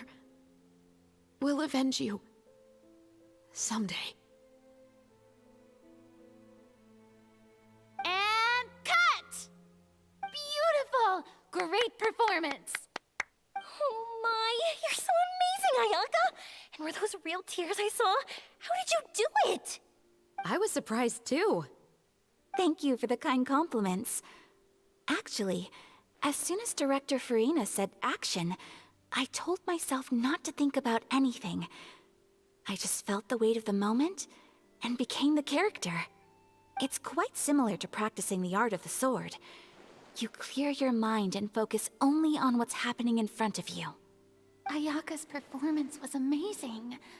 Have I discovered an acting prodigy? Pipe down, everyone! We need to move on to the next scene!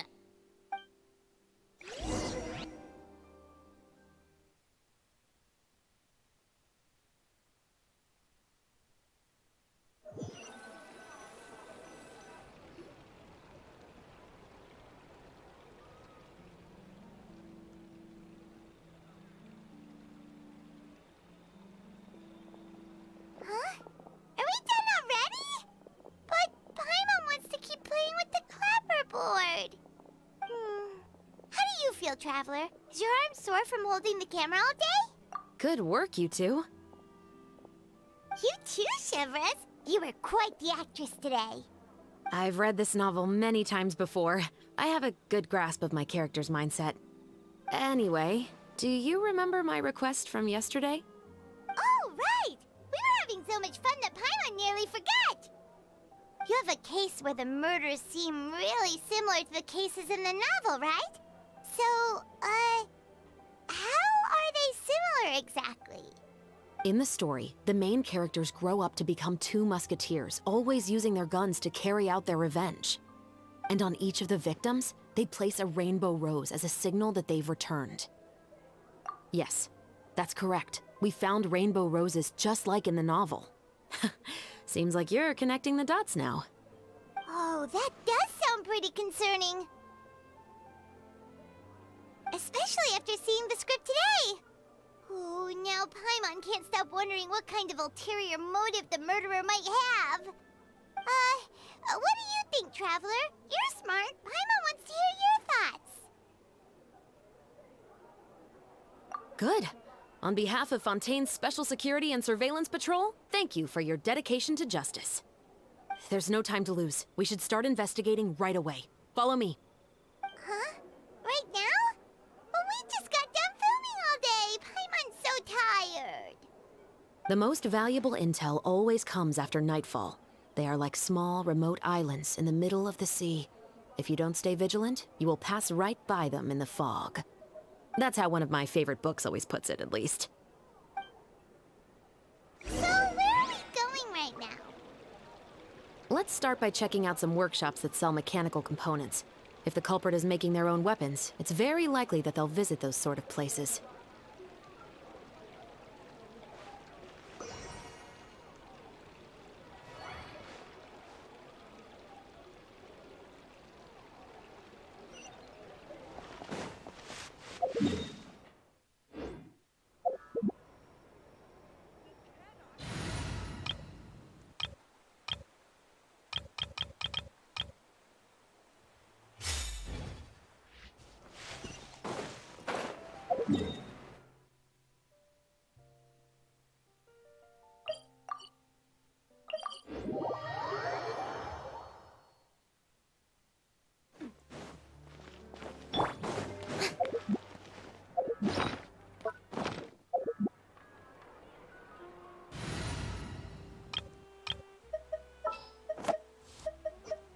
It's time to pull the trigger. Time for afternoon tea. Take it easy.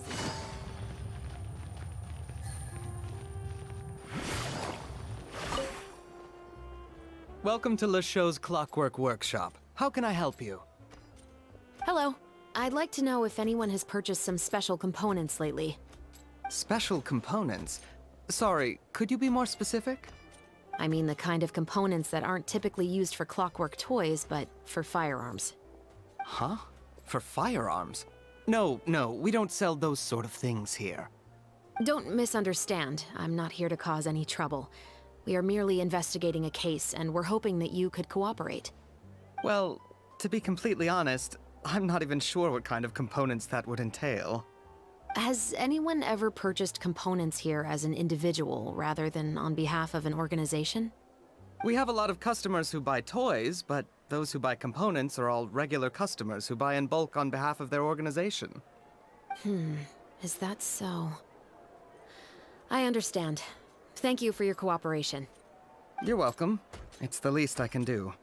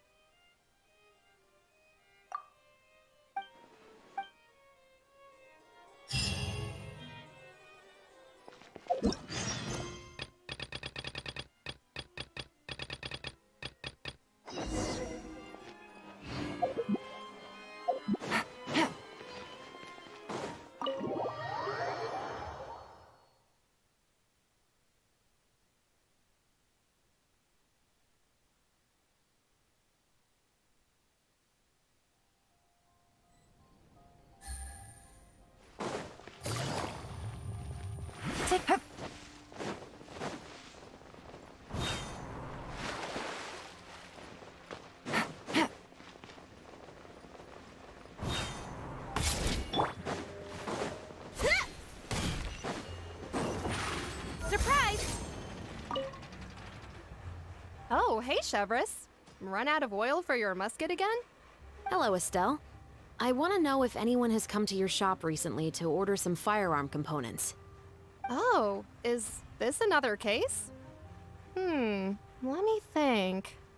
I don't think so. Some people have requested that I make some prop guns for the Fontaine Film Festival, but I refused all of those requests. Oh? Why's that? Because there's no profit! I only make things here that can do some real heavy lifting. I don't have the energy to make some new molds just for the festival.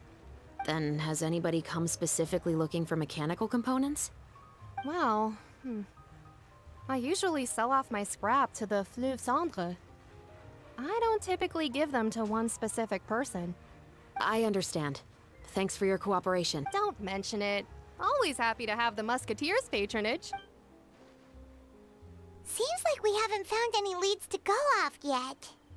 Yeah, unfortunately. All right, let's head to Fleuve Cendre next. Huh? Are you sure? People might not be so thrilled to see the captain of the special patrol there. You think so, huh? Then I guess you don't know. Huh? Know what? That I grew up in Fleuve Cendre.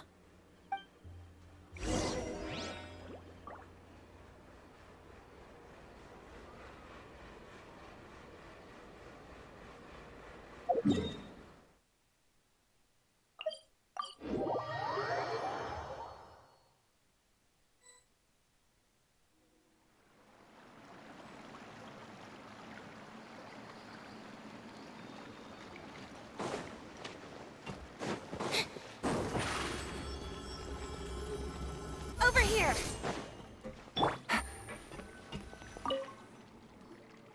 What's all this? Some broken planks and barrels, as well as some liquor bottles? Yes, but have a closer look, Paimon. even though somebody has purposefully tried to clean them up. These are obviously marks from musket bullets. In other words, someone was here trying to improve their shot. They were using the barrels and bottles for target practice.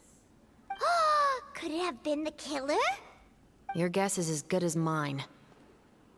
Although many people at Fleuve Cendre own guns, few hide the fact from others. And even fewer would go to such lengths to hide markings from practice shots. Anyway, let's go. There might be more to this.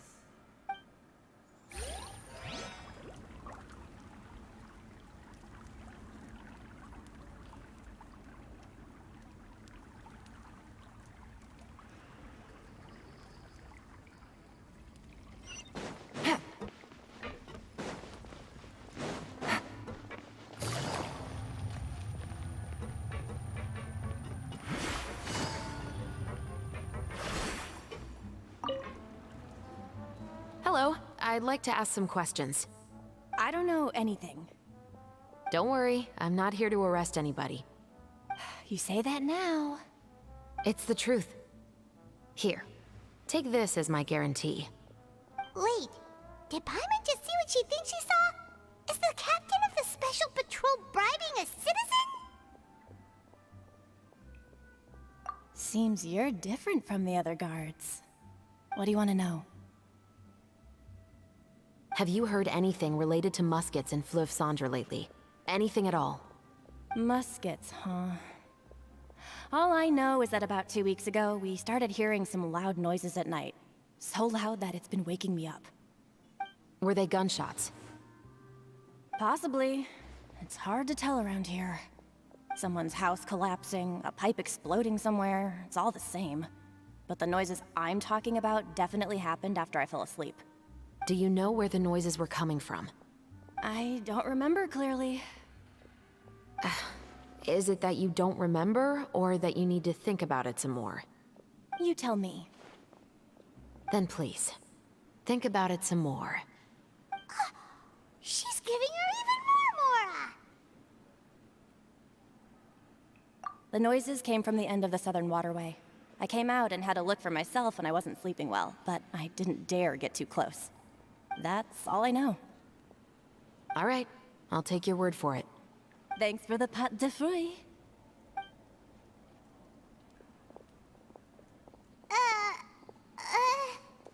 No need to be surprised. I grew up here, remember? I know how to get people around here to talk. My apologies, I'm all out of sweets. Though I do have some other tempting snacks in my custody. Fries, fried chicken, and even onion rings. But taking care of junk food is my responsibility. You're better off sticking to your normal, nutritious diet. Now then, let's keep going.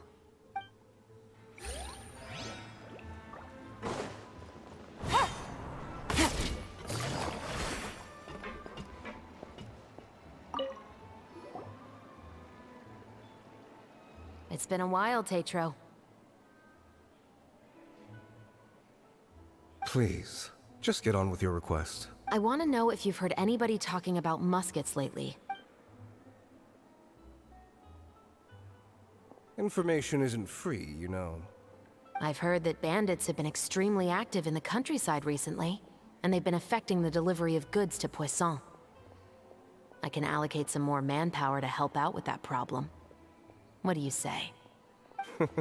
You're still as helpful as ever. One of our men got drunk at dinner about a month ago and lost his gun.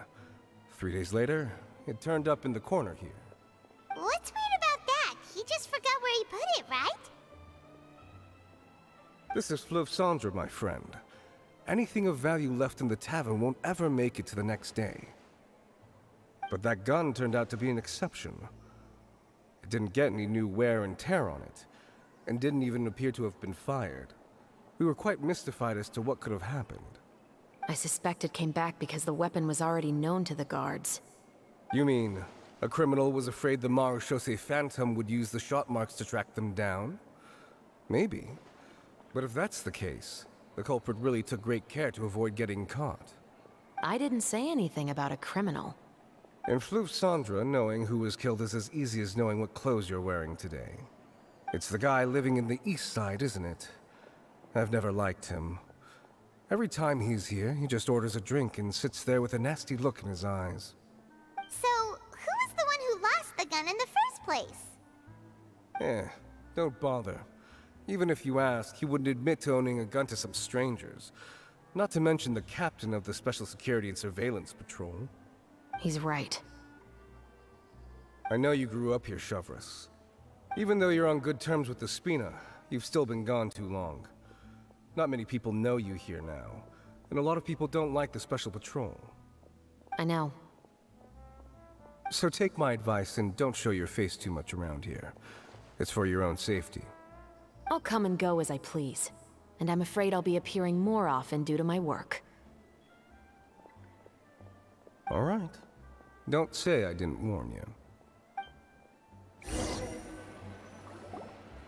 Seems like that's all we'll be able to uncover for today.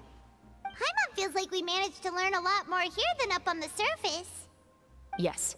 Assuming that everything we found is indeed connected to our suspect, then their timeline was probably something like this. A month ago, our suspect found a gun and took it home to disassemble it. Once he'd figured out its mechanics, he brought it back.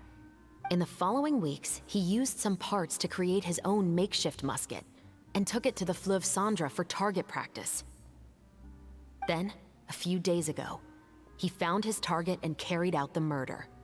Once the deed was done, he left a rainbow rose on the body, just like the scene in the novel.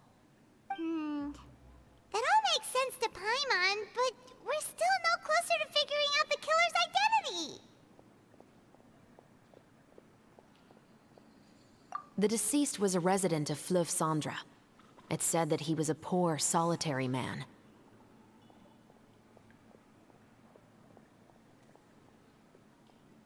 Yeah, that's also something I'm trying to figure out. If we are indeed following the novel, and there's a story behind the murder, then this murder should be an act of vengeance. But according to our investigation, the deceased didn't have any enemies. He was no saint, but no one's heard of a rival who hated him enough to shoot him dead. Much less care to leave a rose on his body. What message is the killer trying to convey? And to whom exactly? We've thoroughly investigated that possibility. He claims to have spent the whole day at the Opera House on the day of the murder, and the staff there have confirmed his account. Okay, so he has an alibi. Not only that, he lacks a credible motive as well. He has a family of his own, and both of his parents are still alive.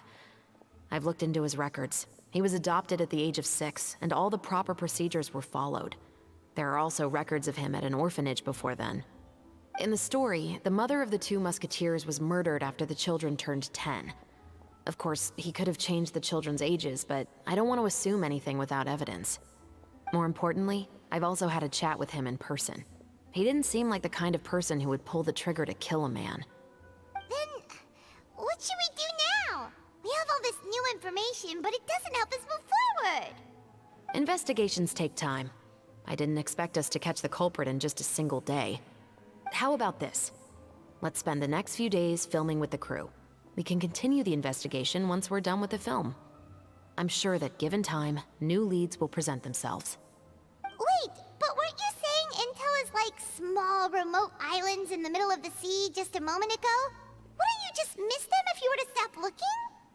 Ah, but the book had more than one reference to the islands, Paimon. Oh? What else did it say then? As long as you spend enough time sailing through the fog, you'll eventually come across an island. 本当に俺についてくる意志があるんだ。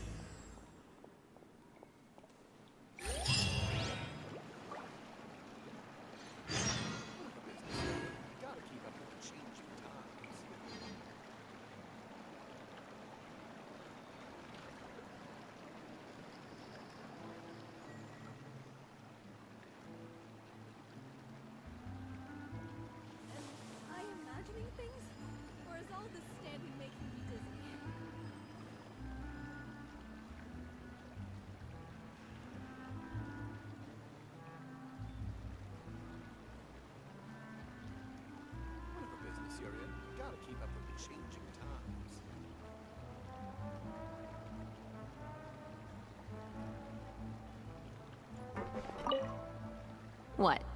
Never thought that the captain of the Security and Surveillance Patrol could come from the Fleuve Cendra? Honestly, I'm pretty shocked too. There used to be a time when I thought I would never be able to join the guards. But as long as you can distinguish yourself through your accomplishments and skills, you'll eventually be recognized for your worth. If you look at it another way, my life at Fleuve Cendres has actually taught me a lot of valuable skills. Skills like how to barter with criminals or how to think in their shoes. Of course, I'd appreciate it if you could keep this a secret between us.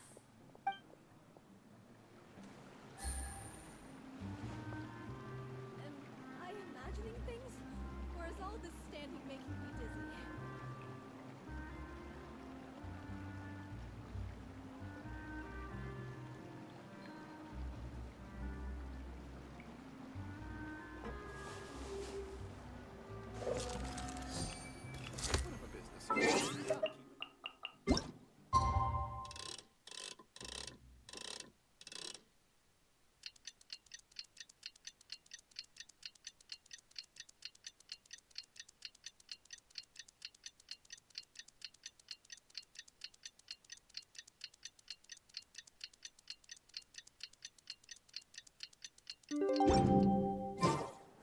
It's filming time again! Our schedule is jam-packed for the next couple of days, too. We've got so many different locations and sets to cover. Anyway, let's head out and meet up with the others.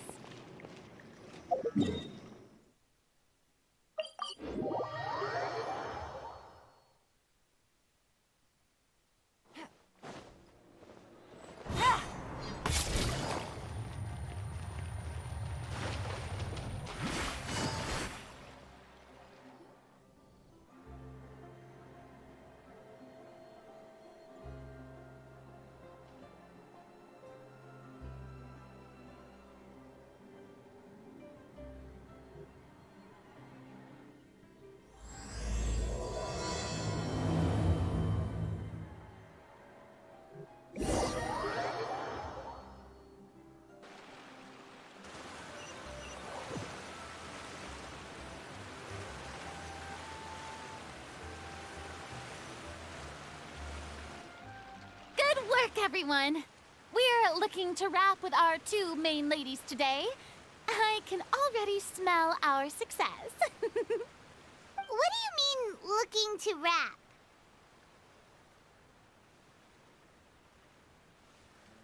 Oh, aren't you the expert now?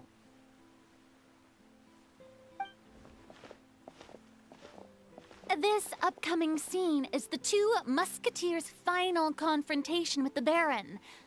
There will be quite a bit of action, but no choreography beyond what we've already rehearsed. Anyway, get ready. Lights, camera, action! The view is beautiful tonight. It reminds me of that fateful night 10 years ago. And now that I've said it, I can even make out the faint fragrance of herbal tea in the air. Enough, villain! It's time that you pay for the death of our mother! My dear Iris, have you forgotten your manners? How can you speak like this to your own father? I'd sooner swallow all of my teeth than call you father. What did I expect? Seems the daughters have turned out to be just as obstinate as their foolish mother. In this world, Mora and status is everything. She thought she could blackmail me using her children and force me to grant her recognition and concessions? Ah, how naive can a woman be? Mother never asked a single thing of you. All she wished was for us to live a peaceful life, just like the others. It was you who personally brewed the poison of prejudice and sent Mother to her death. Compared to that deadly poison, the 2 bullets that will soon pierce through your heart will be like sweet mercy. And that's exactly why I said you're just as naive as her. Did you really think 2 muskets would be enough to defeat me? So let's see. What is stronger? Mora and power, or the 2 muskets in your hands? Get them! Tulip! There are too many of them! It'll be okay. We'll cover each other, Iris. And Mother will be watching over us, too.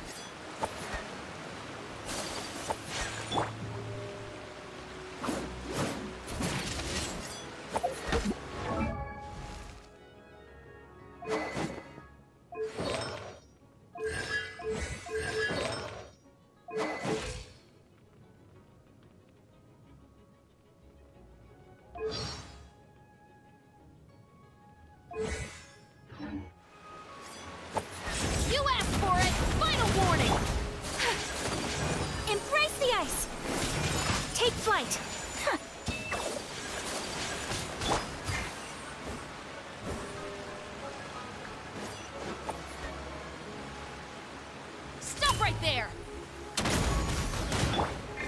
My apologies. You've lost. To think I'd lose to my own 2 kids. We are no children of yours, and we'll never call that place our home. Then tell me, what did you do all this for? You lost your mother, and will soon kill your father as well. What will you gain in the end, other than sentences for your crimes? We will gain our long-awaited justice.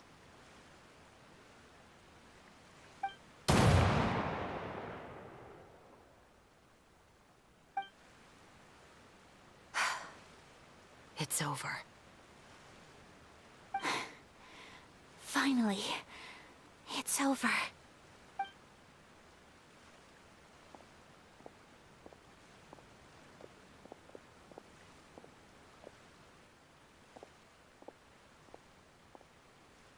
So, where will you go now, Tulip? I'm not too sure, Iris. Maybe somewhere with lots of flowers? After all, Mother always did love going where the blossoms were. What about you?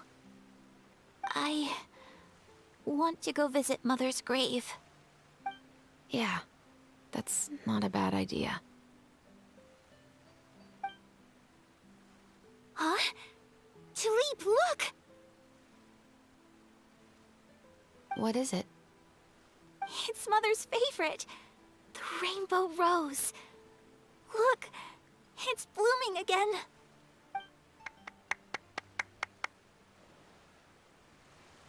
Excellent! That was beyond mesmerizing. Even I didn't expect the scene to go so well. And we got it in a single take. All right, everyone. We've got a wrap for Tulip and Iris. Congratulations, Ayaka and Chevres! Thank you. I didn't expect our parts to wrap so quickly. I wish I could savor the experience for just a bit longer. Paimon totally understands.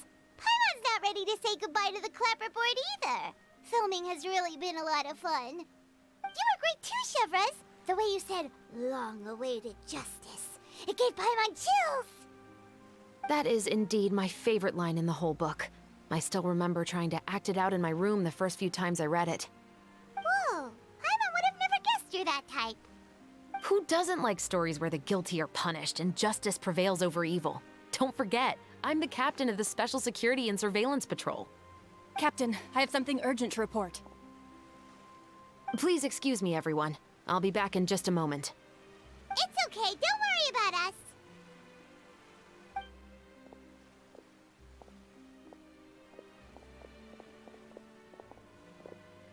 Oh? Was she whisked away by work already? I was just about to tell her how great she did. It seemed like some urgent official business.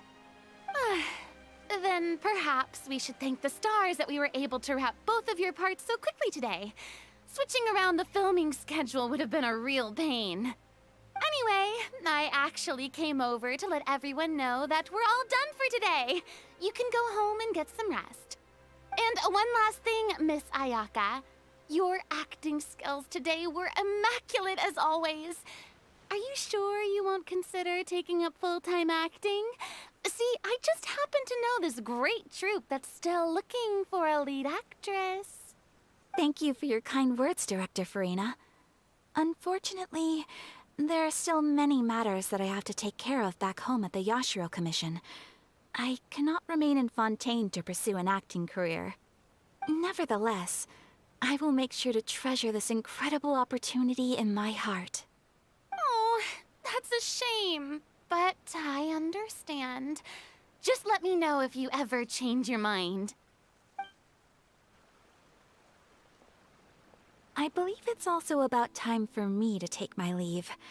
But hopefully I'll see you on set over the next few days. Even though my part's wrapped, I'd still like to swing by and help out the crew.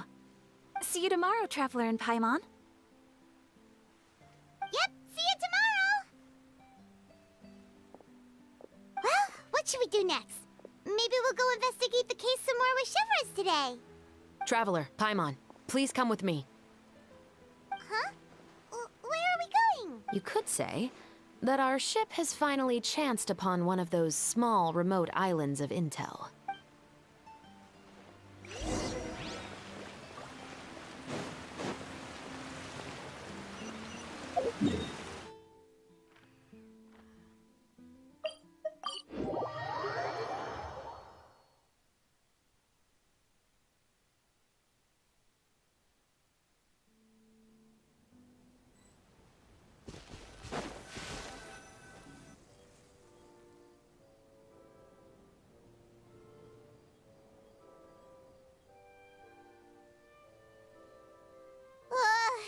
Paimon's exhausted. Paimon definitely didn't expect having to float this far after a full day of filming. So, Chevres, why did you take us here? Affirmative. It wasn't anything conclusive, but it should show us a clear way forward. Have you ever heard of someone by the name of Emily? Oh, you mean that famous perfumer? She's a good friend of mine. She's lent me her aid several times in the past to resolve some difficult cases. After I discovered the rainbow rose at the scene of the murder, I sent it to her. After all, she's probably the foremost expert on flowers and scents in all of Fontaine. And then? There was nothing remarkable about the flower or the trace amounts of soil left on it. But according to Emily, the rainbow rose left by the killer was derived from a very rare cultivar. Huh. Paimon didn't know that there were different varieties of rainbow rose. Paimon just thought they grew everywhere in the wild. Flowers that are deliberately cultivated will always show some different features from those that bloom in the wild. We already knew that the rose left at the scene belonged to a special cultivar, but with Emily's expertise, we were able to pinpoint the place where it was first picked from. Oh, Paimon gets it now. So whoever first planted that rainbow rose was probably the killer. Precisely. And after we checked what we learned against some sales records from the past, we discovered that there's only one person in all of Fontaine who could grow and sell this specific cultivar. Really? And who is it? It's the novelist.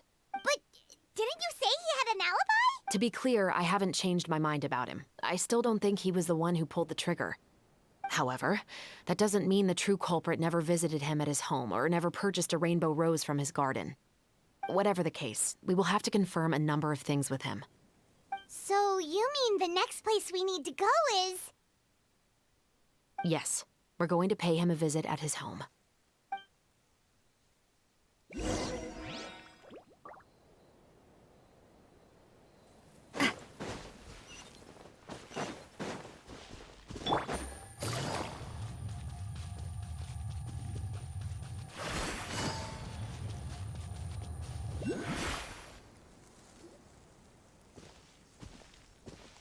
That should be his house. There are so many Gardamex stationed around the place. That's pretty unusual, right? According to what he told me last time we spoke, he hired them so he won't be harassed or disturbed. Huh. So there are a lot of flowers in his garden, but Paimon doesn't think we'll be able to pick one without alerting the Gardamex. Right. Which is exactly why I think there has to be a special connection between him and the killer. So, should we knock? Just wait here for now. I'd like to take care of a number of those Gardamex first. But they're so far away. How are you planning to do that? Don't forget, Paimon, I'm actually the real-life captain of the Musketeers.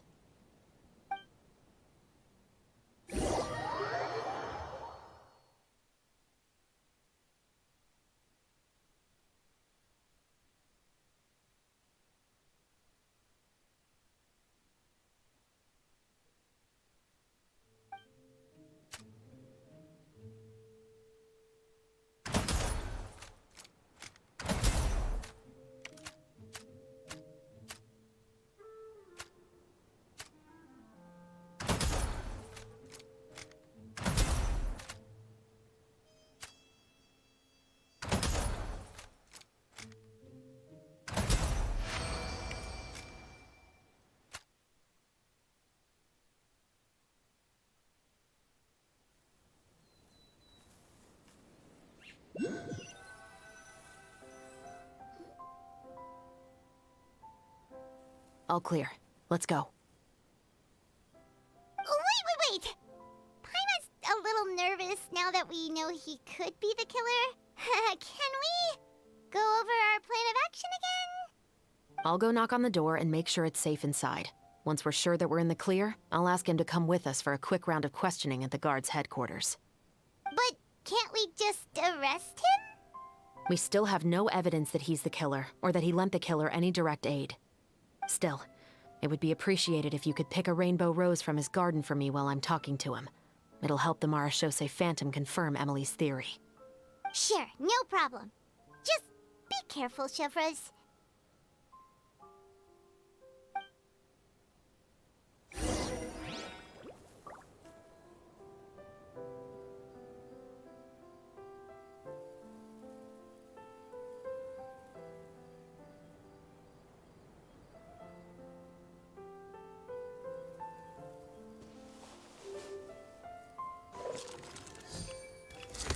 Take it easy.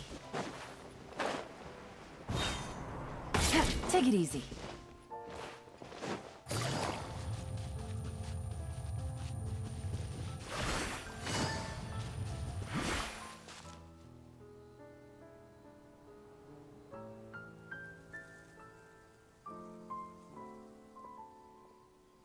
Excuse me, Mr. Baptiste, are you home?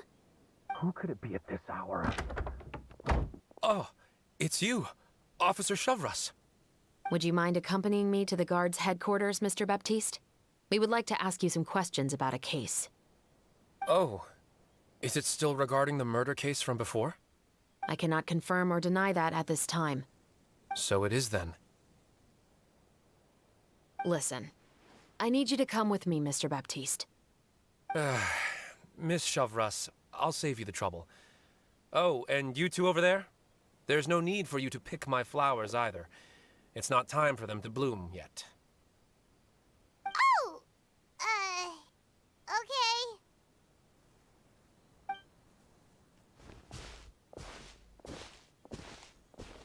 By saving me the trouble, you mean... I will confess. I was the killer. Huh? He just admitted he's guilty! Please relax, everyone. I'm not armed. The musket you're looking for has been buried in my backyard.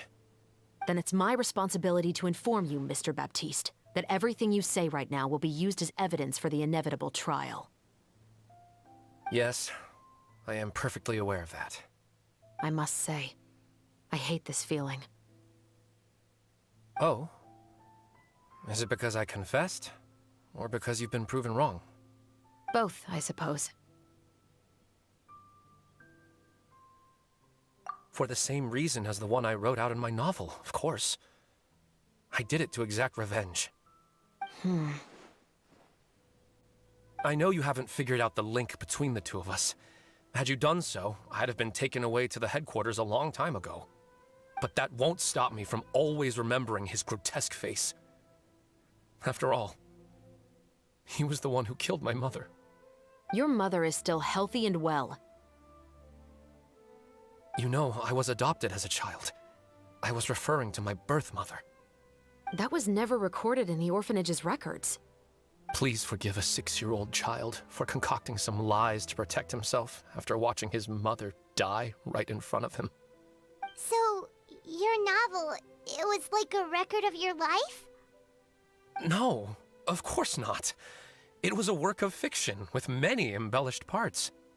But I am indeed the illegitimate son of a wealthy and influential man who abused his power to murder my mother. That part was 100% real. But the man you killed didn't have a Mora to his name. He was a hired assassin. An irredeemable beast who sank his fangs into a defenseless woman just for a few bags of Mora. But if that's really the truth, you wouldn't be telling us any of this now.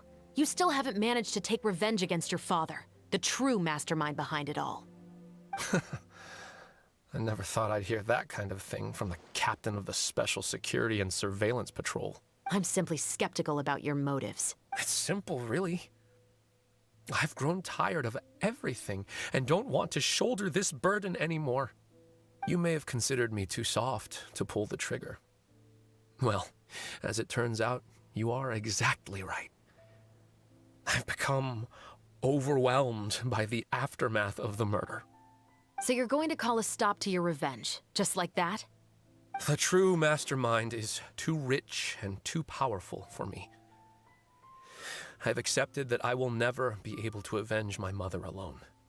And so what? The characters in your book never gave up. Now, Officer Shavras, I'm the one who has killed a man, aren't I? Are you trying to convince me to commit another crime? What's your father's name? How do you plan to prove the veracity of all of your claims? Well, I'd like to speak with you privately. Sure. Why don't we speak privately at the guard's headquarters? No, it has to be here.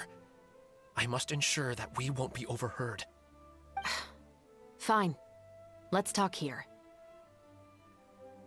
When I said won't be overheard, I meant by anyone.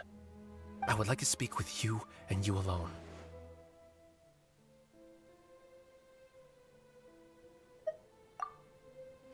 Thanks. I appreciate it. Please stay safe, Chevres.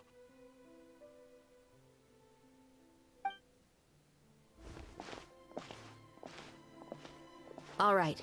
Let's hear it. Will you really believe what I'm about to say? Well, that depends on what you're going to tell me. Fair enough. Fair enough. Then listen closely.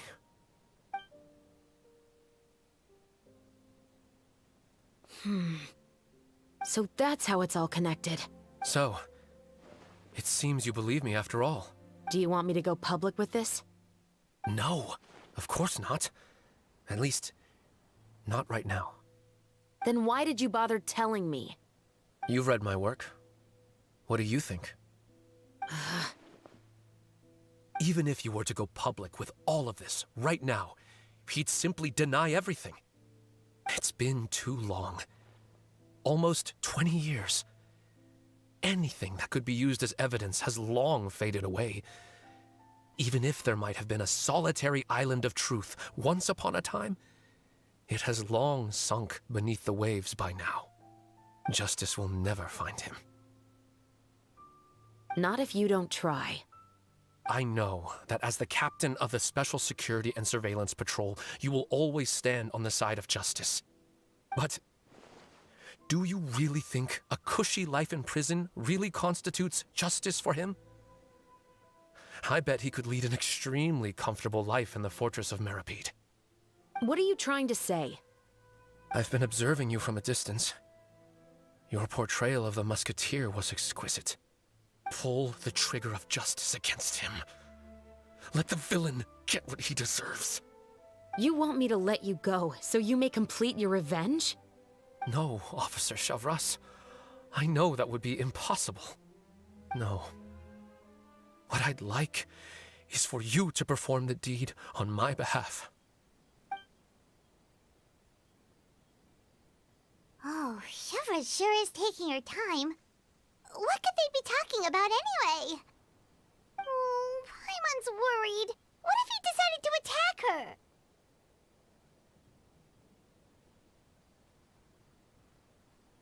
Oh, you do have a point. Still, do you have any idea who the rich person might be?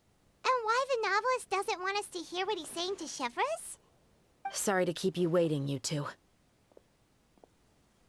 Hey, how did your talk go? I've already sent someone to escort Baptiste back to the headquarters for questioning. He wasn't lying about the musket. It was indeed buried in his backyard. But what about the name? Did he tell you the name of the rich guy? Yes, he did. But for now, I have to return to the Special Patrol. There are still a few loose ends I need to tie up.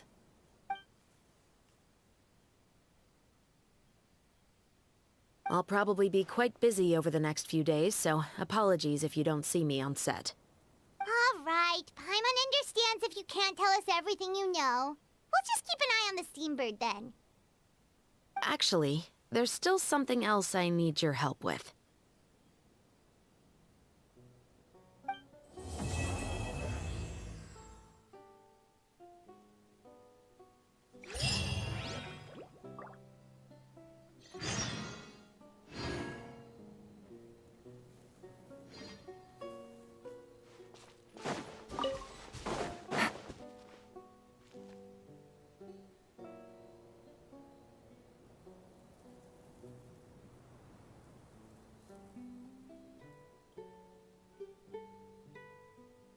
I got a new letter from an informant. Looks like the situation has changed again.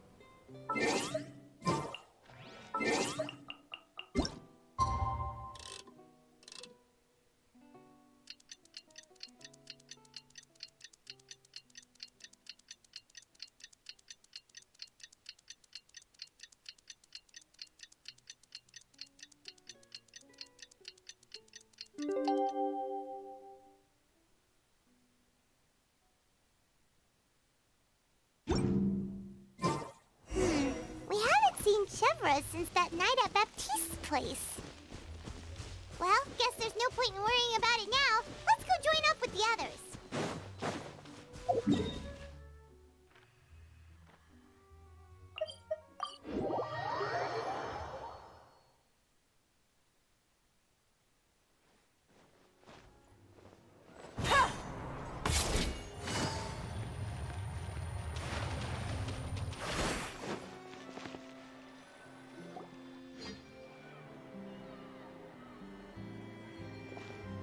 Good morning! Hayaka and I were just talking about you. Is Chevra still not joining us today? Probably not. We haven't seen her either. Huh? That's such a pity.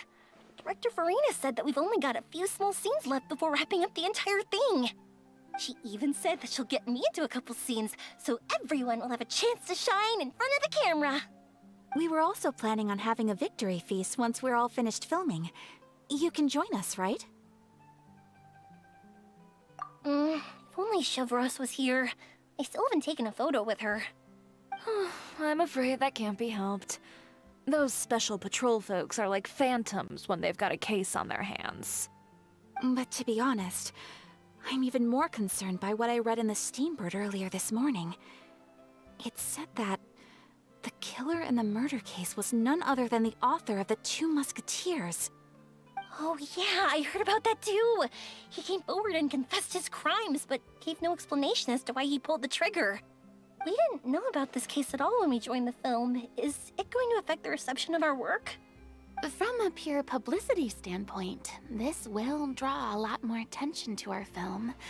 I have to say, though, that no director can be perfectly comfortable with garnering attention through means other than artistic skill. To be fair, I feel like that ship sailed the moment you allowed yourself to be named as the director on our posters. It's not my fault that I'm super popular. What was that saying again? My popularity has, Sunk to an all-time low? spread to the 4 corners of Teyvat.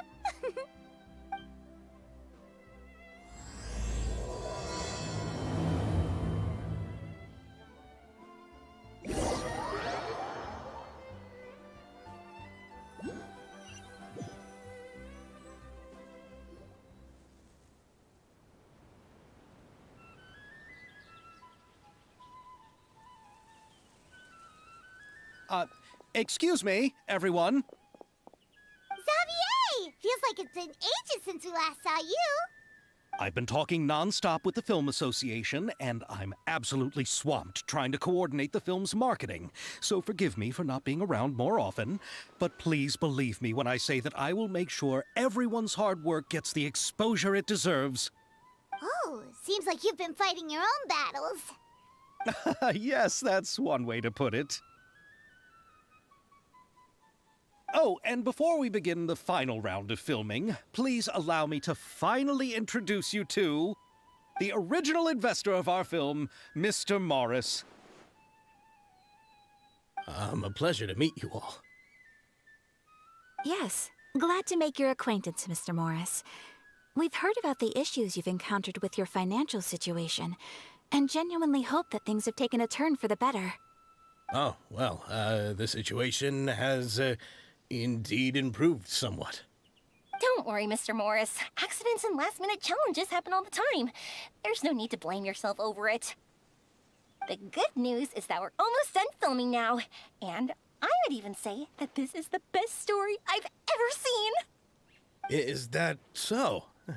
I see, that's great news. All right, now that we've gotten all the pleasantries out of the way, let's get this show on the road. We'll mostly be filming typical people and scenery from the streets today to improve the sense of environmental ambiance in some parts of the film. Oh, and there'll be a cameo for Mr. Kamisato and Miss Yoimiya as well. They'll be used to show outsider perspectives on the fates of the two musketeers. That's right. Ayato should be here any minute. Excellent! Then let's start with the scenery shots.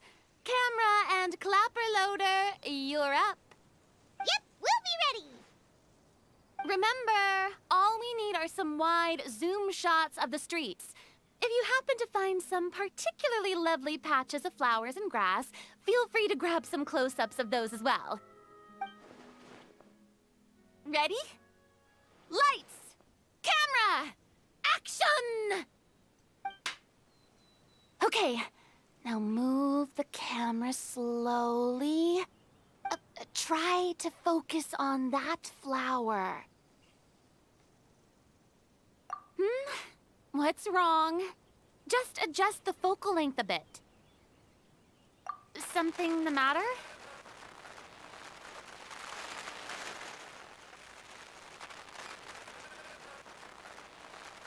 Huh? But wasn't it working fine for all the days before? Veronique, can we try a different camera? No problem. How about this one? All right, let's give it another try. Lights! Camera! Action!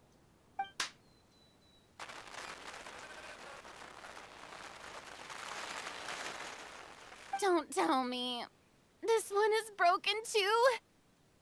Veronique, do we have any other spare ones we can use? I'm afraid we only brought these two today. What? Then go find a workshop to get them repaired right away! Oh, and you too, Bono! Go find our spare camera in the warehouse and bring it back to the set! On it. Greetings, everyone. My apologies for the delay. Is something the matter, Ayaka? It seems like there are some issues with the filming equipment today. We're stuck for the moment. I see. Well, let's not just stand here twiddling our thumbs. Actors, to the makeup booth. We'll start on the next scene as soon as we get a working camera. The people at the workshop told me that the part which holds the lens in place seemed to have fallen off. That's super strange. It was perfectly fine just yesterday. Well, no time to dwell on that now. Let's get back to filming. Ahem! Quiet on set! Places, everyone! Lights! Camera! Action! By the way, have you heard about that recent murder case? Yes, I have. It seems that they've caused quite the commotion in the city. I heard that the chief of the guards is so mad about not catching the culprit that he's about to explode. Oh? I find that quite hard to imagine, considering how he already looks most days. Director, we have a problem. Oh, we're in the middle of a take! Couldn't you wait until we wrapped up this scene? No, Director, our film, all the finalized film that we've been keeping in the case has disappeared. Oh, wait, what did you say? Mr. Bono, please take me to where the film was kept right away. I'm coming too. No, Yoimiya, you have to stay here. Oh. Okay, listen up. Everyone who's not working on this current scene can go with Bono to look for the film. Everyone else, stay put and wrap up the scene. Unbelievable. How could all these problems happen in just one day? We're back. How did it go? Did you find the film? We found it in the sewers. Huh? In the sewers? Is the film still okay? We discovered it just in time, so we should still be able to salvage it. The others are checking now to see if we lost any specific scenes. You scared me for a moment there. I nearly thought we had lost everything. I really don't want to experience that feeling of despair again. Okay, but who could have stolen the film and dumped it there? Could it be, some competitors working on other films? But if they wanted to harass us, why wait until the last day? Okay, we don't have time to really look into it right now. Let's strike while the iron is still hot and wrap this thing up once and for all. Yeah, let's finish it.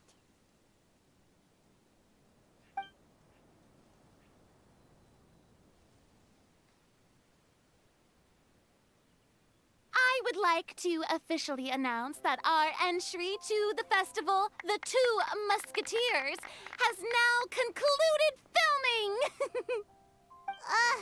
Paimon is spent. It's so late already. Even though the filming process proved to be extremely challenging, everyone provided valuable and unique contributions to the final product. Thank you all for your dedication and support. And just like Director Farina, I would also like to extend my most heartfelt thanks to all of you. Really, you've all helped me so much. All right, let's save the awards speech for later, and hopefully also get some rehearsals in before the real thing. Anyway, now it's time to party!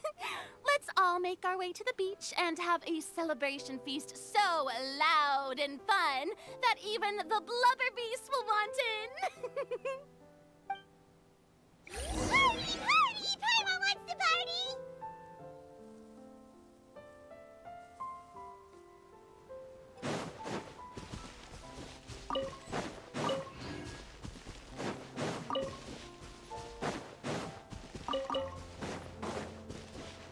Take it easy. Whoa, this place is hopping. Everyone's finally getting to relax after wrapping up the film. Let's go chat with someone.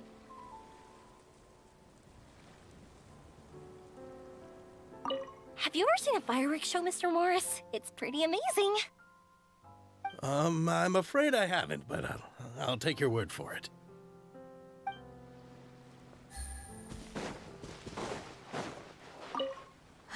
This is turning out to be quite the party. I was thinking, if this film turns out to be a success, could I ask the two of you to stay and be a part of my crew? Of course, I'll definitely increase the pay for next time. I'd be more than happy to, Mr. Xavier. Thank you for the offer, Mr. Xavier. But I've made some plans to go on a journey to the other nations once the festival is over. Is that so? Well, then in that case, bon voyage, Miss Veronique. Please feel free to get in touch once you've returned to Fontaine.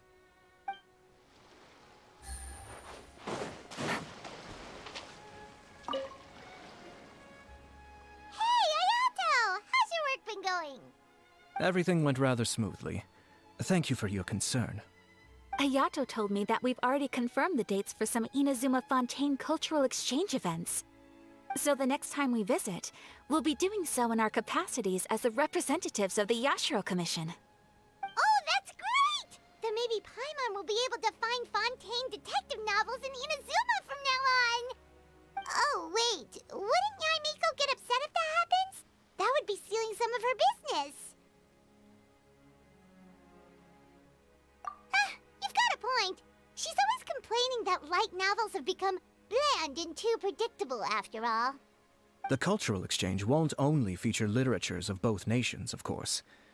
We have also made plans for cross-cultural engagements in the fields of gourmet cuisine, toy making, and artisan craftsmanship.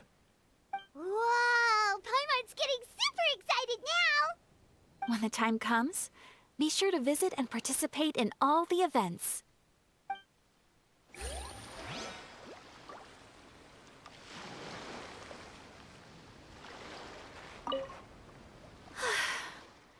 I wish we could have spent some more time here. Don't worry. It won't be long before we're back again.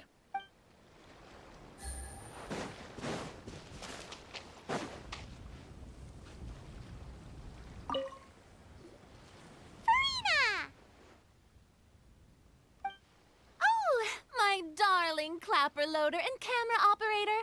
You've both worked really hard. Paimon thinks you worked even harder than us.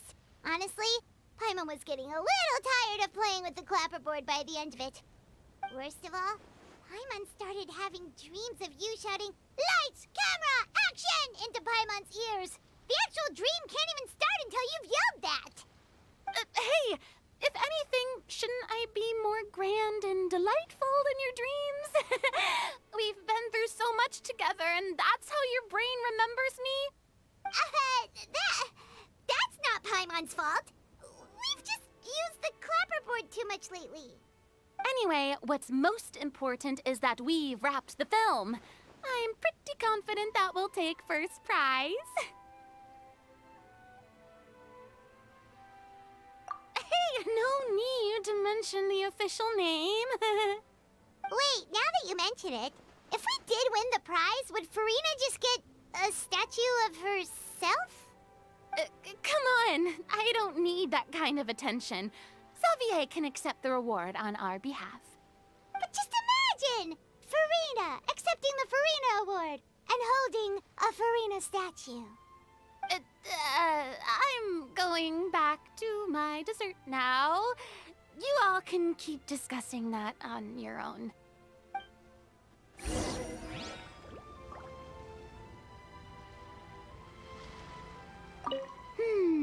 What kind of dessert should I try next?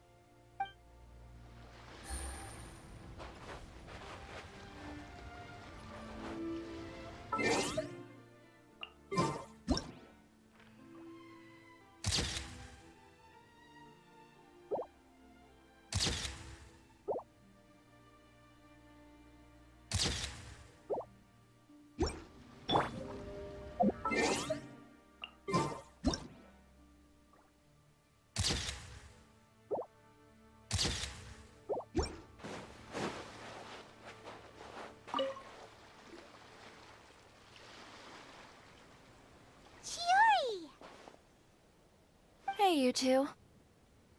Are you not really into these kinds of big social occasions? Not particularly. But this is still better than Fontaine Fashion Week.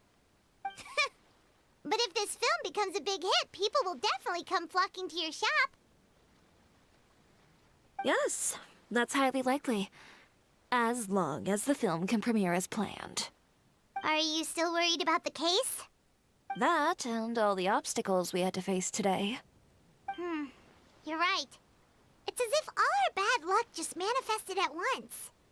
But why today of all days? No, it's nothing. We've already delivered the film to the editors, so there should be nothing more to worry about. How are you doing, Mr. Morris? You having a good time? Well, you could say that. Do you happen to know when the party is scheduled to end? Judging by how much fun everyone's having, I'd say probably not until well after midnight. Is there something that you still have to take care of at home, Mr. Morris? Oh, well, I'm just not a late night person, so I might take off shortly. Oh no! Silly me. I almost forgot something super important. Oh, what is it? I prepared a whole batch of fireworks for the party, but I forgot to bring them over from the warehouse. Fireworks, you say? Well, that's, truly a pity. Sorry things didn't go as planned. Could you help me carry them over, Mr. Morris? I won't be able to fetch all of them by myself. Me? Are you sure that you can't find anyone else? I just wanted to make this surprise for everyone. The warehouse isn't far from here. We'll be there in no time. Pretty please, Mr. Morris. These are some of the best fireworks I've ever made. So I also want you to see them before you leave. They're stunning. I promise that they'll be a once-in-a-lifetime experience that you'll never forget. But... It's okay. Just come with me. If we're sneaky enough, nobody else will see us leaving. All right. The warehouse is right over here. I moved the fireworks there in advance, so it shouldn't be too much work bringing them back. It's still a ways away from the party. Sorry about that, Mr. Morris. It's probably because I'm used to carrying fireworks all the time, so it doesn't feel like a lot of work to me.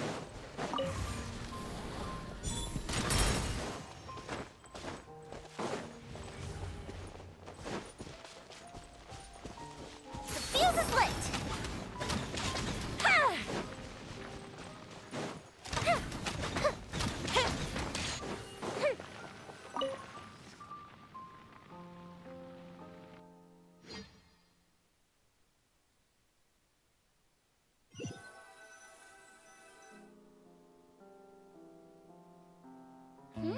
It's dark in here. Wait here, Mr. Morris. I think the light switch should be somewhere over here. Why did I have to get roped into this? What was that?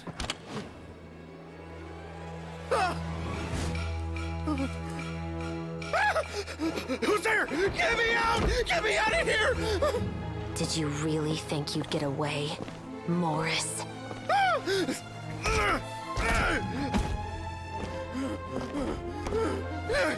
You've got the wrong guy. It wasn't me. I'm not the killer. You know, Eliza died a far more heroic death than this. She fought your assassin to the end to save the children she had hidden beneath the floorboards.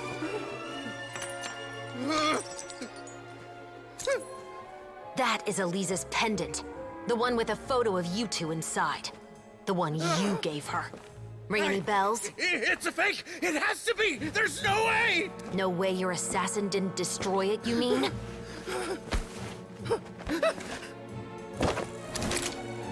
Did you ever love her, Morris? Or was killing her always the plan? No, please. Listen to me.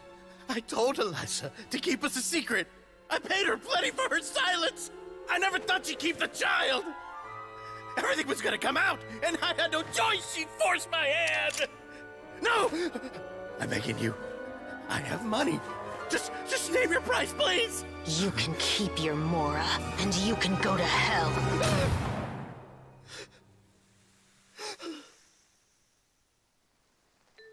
I'm Captain Shovraz of the Special Patrol. Morris, you're under arrest for Eliza's murder. Huh? Hmm?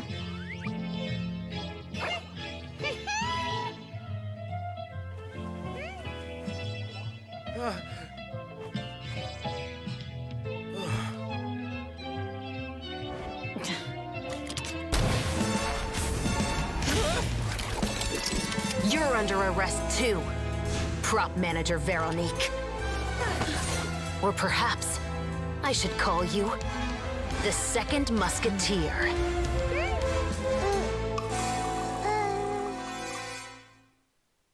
Wait, what's going on? This wasn't in the script. Drop the gun, Veronique. Why? Why would you keep me from exacting revenge on this heartless monster? Drop your weapon. This is my final warning.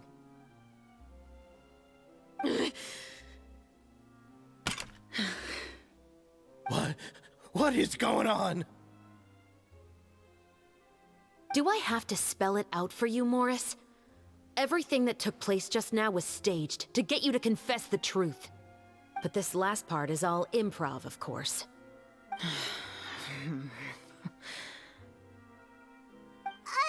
Shivers, you told us you wanted us to help you stage a play. You never said anything about the Second Musketeer. It's because even I had no way to confirm my theory until now. thank you for your performance, Yoimiya. Could I trouble you to go and bring in the other Special Patrol members? They should be on standby just outside. Oh, and please tell the other cast members not to worry about us. We'll be rejoining them shortly. On it!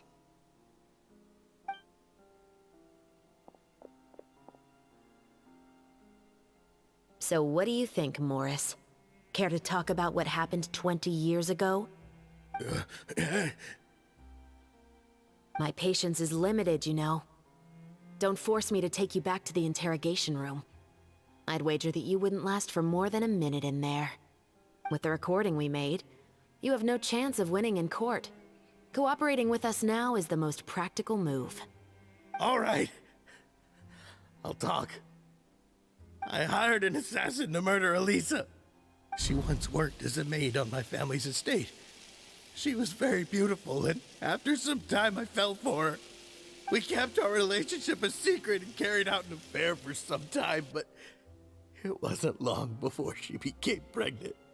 And if my parents ever found out, they would have stripped me of my inheritance and status, driven me out of my home. I also didn't expect Elisa to insist on bringing the pregnancy to term. She even asked me to leave my family and travel far, far away with her. She believed that you were truly in love with her. I didn't have a choice. I gave her a large sum of mora, told her to leave the family and to get rid of the baby. But then years later, she sent me a letter. There were photos of 2 children, and she even asked if I could find some time to visit them. Huh? 2 children? Paimon thought Baptiste was the only... you mean... Even if she had the children against your will, you could have just ignored the letter entirely. Why kill her? I had just gotten engaged to be married to an heiress from another wealthy family. So if anyone were to find out about Elisa, my life would be completely ruined. I didn't have a choice. No. You always had a choice. You just made the wrong choice. Again. Do you know how it feels to watch your mother be killed right in front of you? My brother and I were hardly even school age yet. We were hidden beneath the floorboards, grasping each other's hands like a lifeline. We were so terrified that we didn't even know we could ever take a breath. All we could do was to watch Mother try to fight back, and then collapse to the floor. Even after the assassin left, we were still too terrified to leave our hiding spot. We thought that he might come back. It was only until the next evening when we finally climbed out and gathered around our mother. But she had already become cold and stiff to the touch. You made up your mind right then and there to bring this case to light. Not only that, we resolved to get our revenge. And that's why you became the Musketeers. No, that's why I became a Musketeer. The man from before was also killed by me. My brother had nothing to do with it. I figured as much. You did? I once told these two that he didn't look like a killer to me. His confession from that night also rubbed me the wrong way. I think what really tipped me off was, how could I not feel a sense of regret in him? Huh? He confessed faster than any criminal I've ever met, but he didn't say a single word about you. He insisted that he was the sole perpetrator in the case. But after the questioning ended, I disassembled the musket we dug up from his backyard, put it in front of him, and told him to reassemble it. Wanna guess how far he got? He had no idea where to even start. He's never touched a gun in his life. Based on that, I determined that he was not acting alone. He only surrendered himself to draw our attention and create a moment of opportunity for his partner. So, I decided to play along. And as expected, the second musketeer followed us without hesitation once she saw Morris get separated from the rest of the cast. Besides, why else would he call the novel The Two Musketeers? But how did you know it was Veronique? I figured it out the moment Baptiste told me his father's name. That so-called financial crisis was all just a ruse. He just wanted to sign up as the investor and then leave the film without any source of funding. After all, he has a vested interest in minimizing the reach of this story.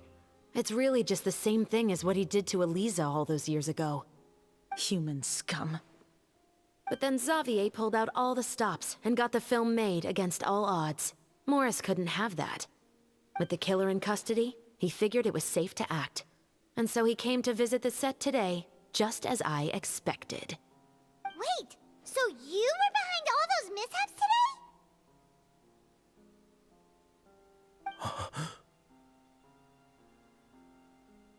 As for the identity of the second musketeer, I assumed they'd probably stay close to Morris and look for an opening. And if they already knew that Morris was the film's investor, then that narrowed the list of potential suspects as well. Furthermore, being the props manager would allow the culprit to avoid scrutiny by purchasing mechanical parts in the name of the crew. With that hypothesis in mind, I went back to check Baptiste's orphanage adoption records. Guess whose name I saw on the same page, just a few lines from his. My brother. He trusted you. As in, he trusted me to perform the deed on his behalf? He trusted you to stand on the side of justice. I am. I thought you could do it as well. Oh, the look on your face when you told him to go to hell. I really thought you'd put a bullet in his brain. You know what he has done. Are you telling me that you'd rather see him spend the rest of his life living like a king in the fortress of Meripede? I will never be able to forget the feeling of my mother's cold, lifeless hands. And you would call this ending fair? Is this what you call justice? I won't lie, Veronique. I did hesitate when your brother first told me about the truth. I wondered. I agonized over whether I should really put a bullet in his head. So why don't you? Because that should never be how justice is carried out in this world. Perhaps, to you, justice is simply reciprocated. An eye for an eye, and a life for a life. But everyone has their own understanding of justice. If everyone were to pursue their own definition of it, there would be no more order in this world. Today, you'll kill Morris, and tomorrow, his children may come for you. The world cannot render judgments based on a desire for revenge. That will only lead to a cycle of revenge, as well as the destruction of order and civilized society. Fontaine is founded on a set of laws and a standardized code of justice. That is why we are the nation of justice.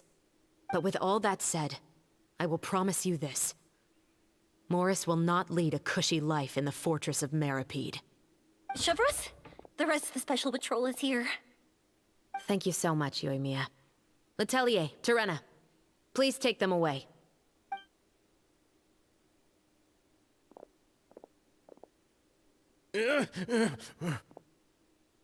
I still can't agree with your reasoning.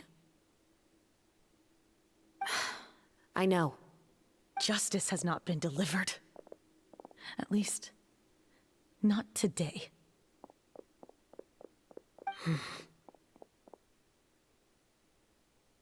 Chevros. Let's go. We should give an explanation to the crew.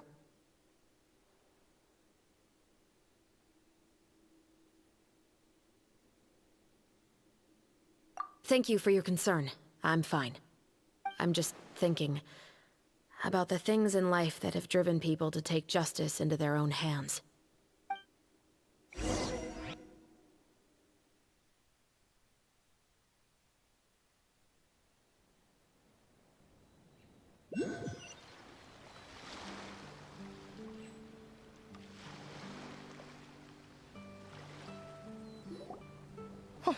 Who would have thought Morris would turn out to be... I'm at a loss of words. How could he have done something like this? I'm just glad that you're all safe and sound. Who knew that such a labyrinth of cases would be behind this story? Well, what should we do now? We have a finished film, of course, but should we still go ahead with the premiere? What do you mean? Shouldn't you be even more motivated to spread the word now that you've learned the truth? Chiori is right. I'd also like more people to see this story for themselves. But the real ending of the story seems to have deviated somewhat from the one in the script. Is that still acceptable to you, Miss Chevreuse? The call is yours. We still have time to reshoot an ending if that's what you'd like. No, it's fine as is. I like what we have for the catharsis. Romanticism is what gives works of art their appeal. Fiction is able to explore means of restitution that could never work in real life. Just like the real world, the world of stories also has its own set of rules and justice. These different possibilities are what initially drew me to reading in the first place. Sounds good to me. I support your decision. What about Veronique? Will she be okay? She will soon face her judgment alongside her brother and Morris. If I had to guess, they'll probably all be sent to the fortress of Meripede. I'll make sure to give Risley a heads up about it. Oh, you mean that kind of heads up? Exactly. Ahem. All right, then the matter's settled. Now that everything's been taken care of, there's no reason for us to keep looking all gloomy and grumpy. Let's get back to the feast and enjoy each other's company. We'll be starting the post-production process tomorrow. You should join us, Chevreuse. You missed the first few hours of the party, didn't you? All right. Count me in. Then I'll wait for you over there. There's still some good news that I'd like to share with Chevreuse. Traveler, Paimon, could you wait for me by the sea after the party ends? I'd thank you very much.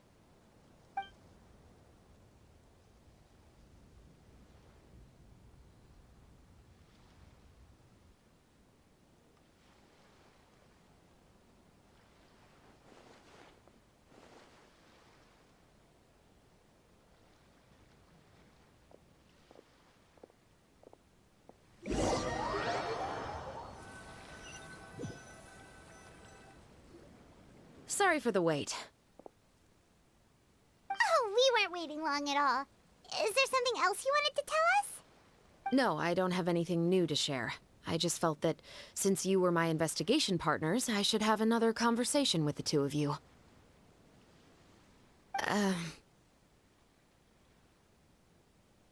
Traveler, how would you have responded to Baptiste's request if you were in my shoes? Is that so? Well, thanks for sharing. When I was young, my father often took me here to swim. We'd come rain or shine, even when it was freezing cold. He told me that swimming was the best activity to train one's strength of will. You could never give up before reaching the shore, especially when the water was cold. Oh? Why's that? Because the moment you give up would be the moment you die. At that point, I still hadn't received my vision.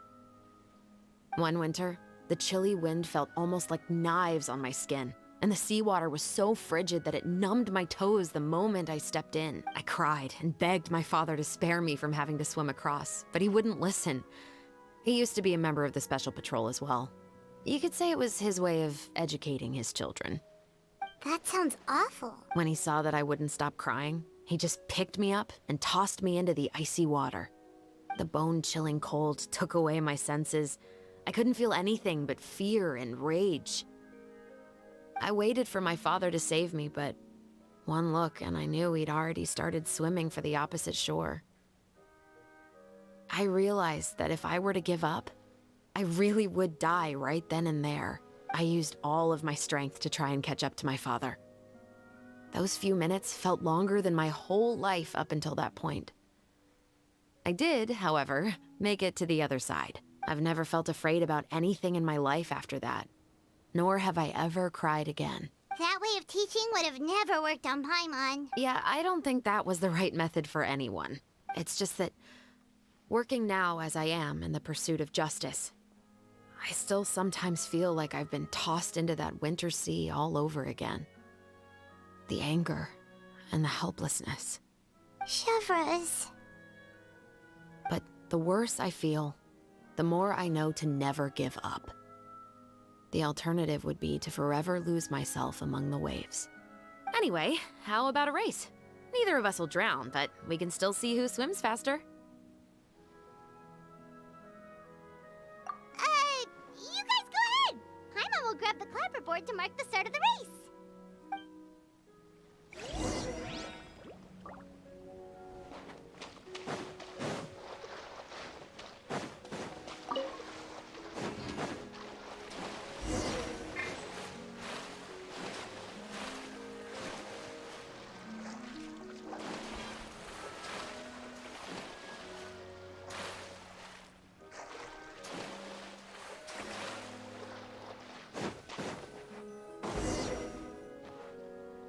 Oh, that felt good. You were so fast in the water, Chevres! You were swimming even faster than Paimon can fly! So, about the Special Patrol, did you join because of your dad? Partly, but I'd say I was more inspired by the heroes I read about in stories growing up. Oh, so it's due to your love of stories! Of course, it was only after I joined the Special Patrol that I learned that truth is often stranger than fiction. Come on, let's walk a bit more.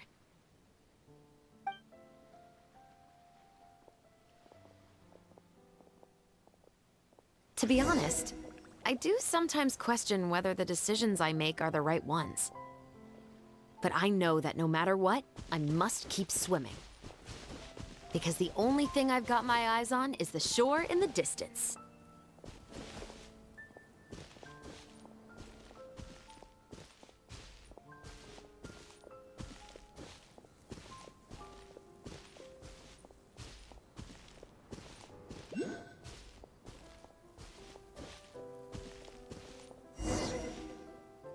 Thank you for coming on this walk with me. I feel a lot better after getting all that off my chest. Huh. We're nearly back at Baptiste's house. Huh. You're right. I didn't realize we were so close. He really did plant a lot of flowers. It's just like how he described it in the story. Huh? Wait. Paimon, Traveler, look! The rainbow roses in the garden. They're in full bloom now.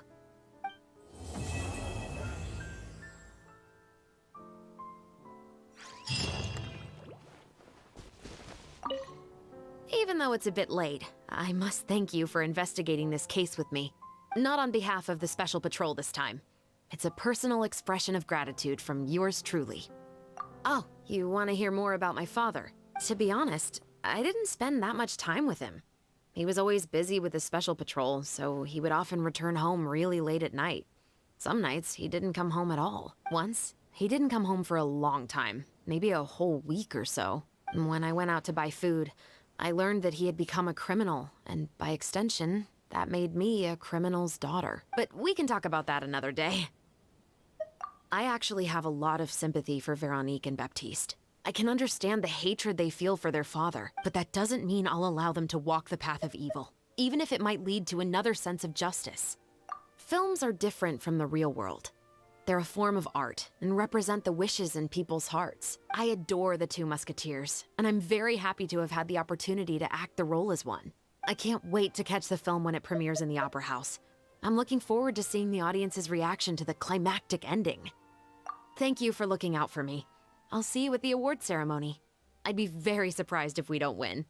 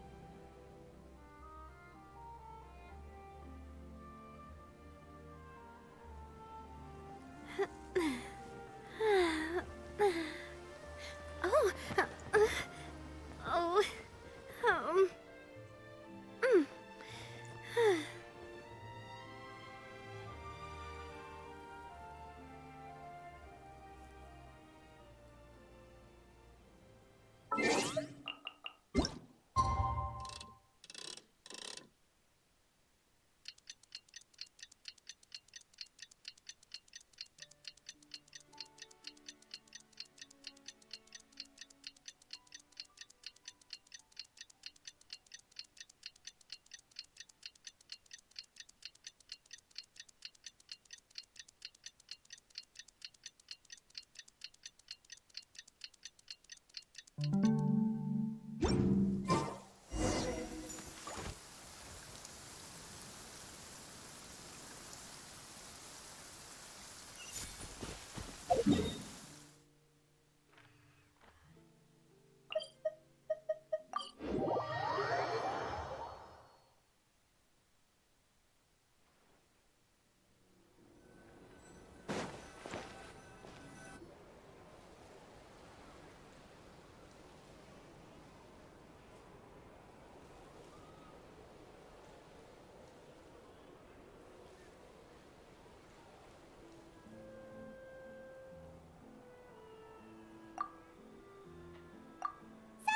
it's been a while.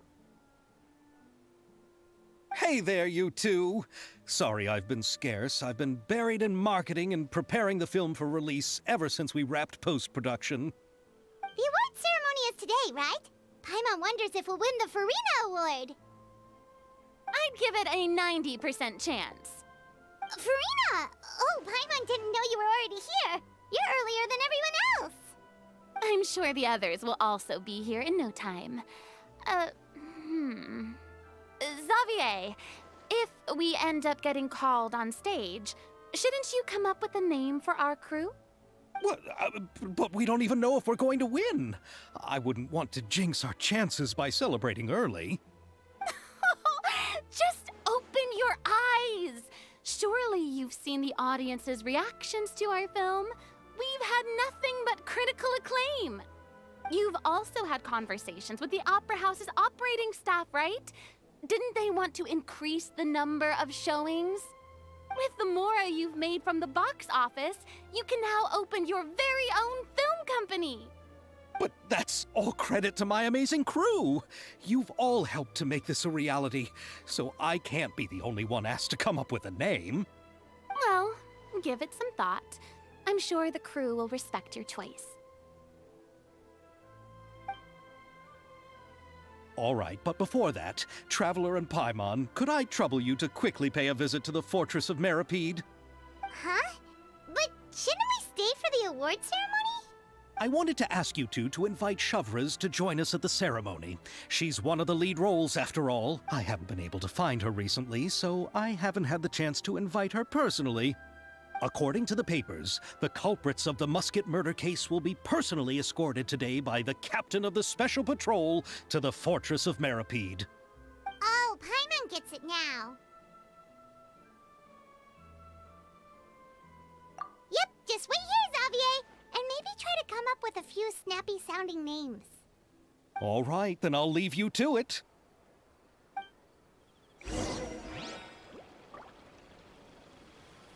Will we really win an award? Trust me. When have I ever been wrong about something like this?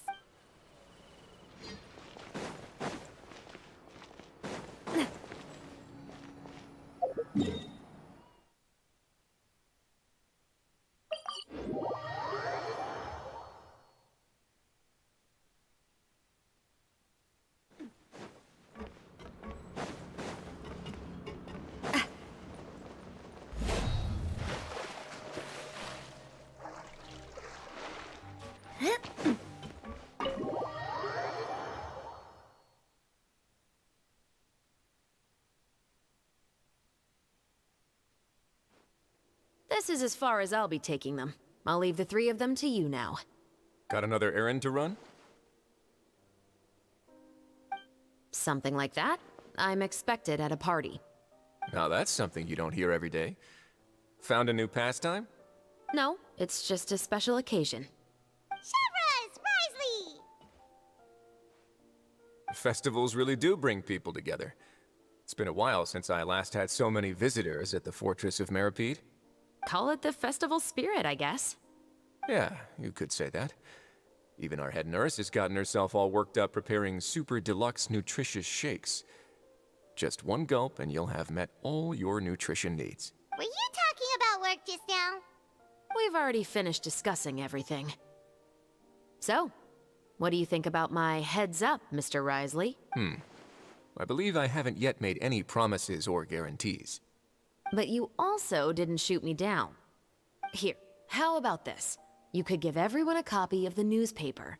Perhaps on the day when the cover story happens to, oh, I don't know, expose a certain someone's misdeeds from 20 years ago? I suppose then a certain someone may soon find himself the most unlucky person in the Fortress of Meripede? While another 2 people will soon be hailed as heroes. Speaking of heroes, did you two need something from me? Oh, actually, we're here for... You're here to invite me to the party, right? Don't worry, I didn't forget. Ooh, then let's head back right away! See you, Risley! Happy Fontainalia Festival! And the same to you.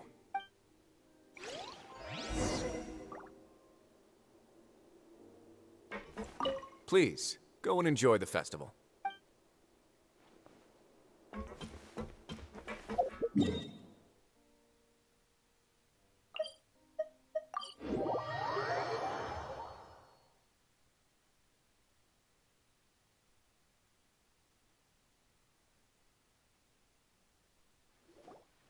And the winner of the Farina Award for the first Fontanalia Film Festival is...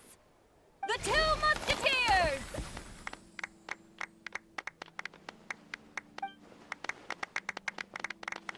We won! We really won! Congratulations, Mr. Xavier.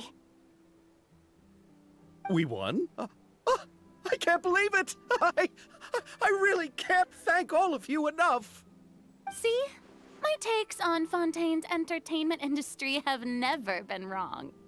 Now, please welcome to the stage the producer of the Two Musketeers, Mr. Xavier!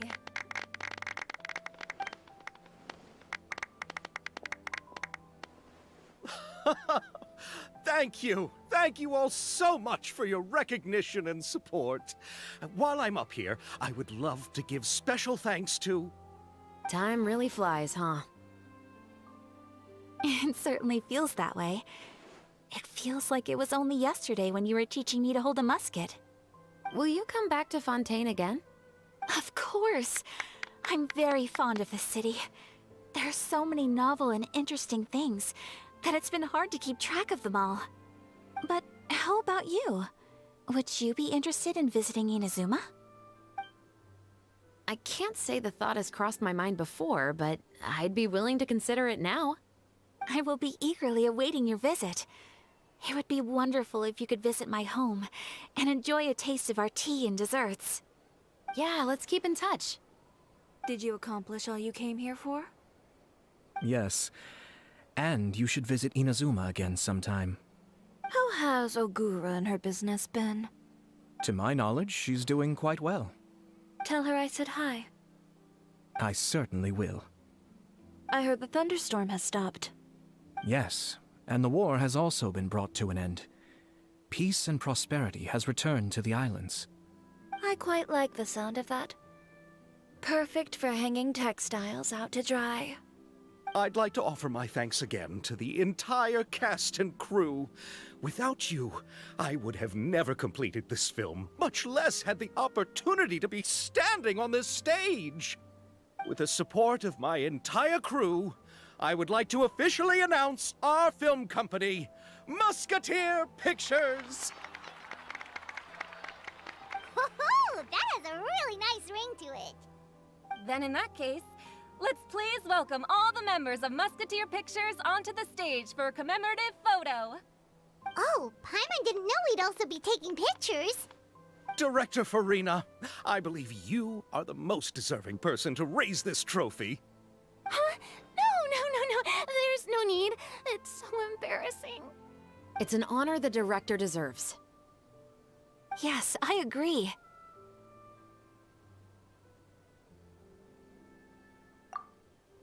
Just accept that you're not getting out of this. Ready, everyone? 3, 2, 1. Musketeer Pictures!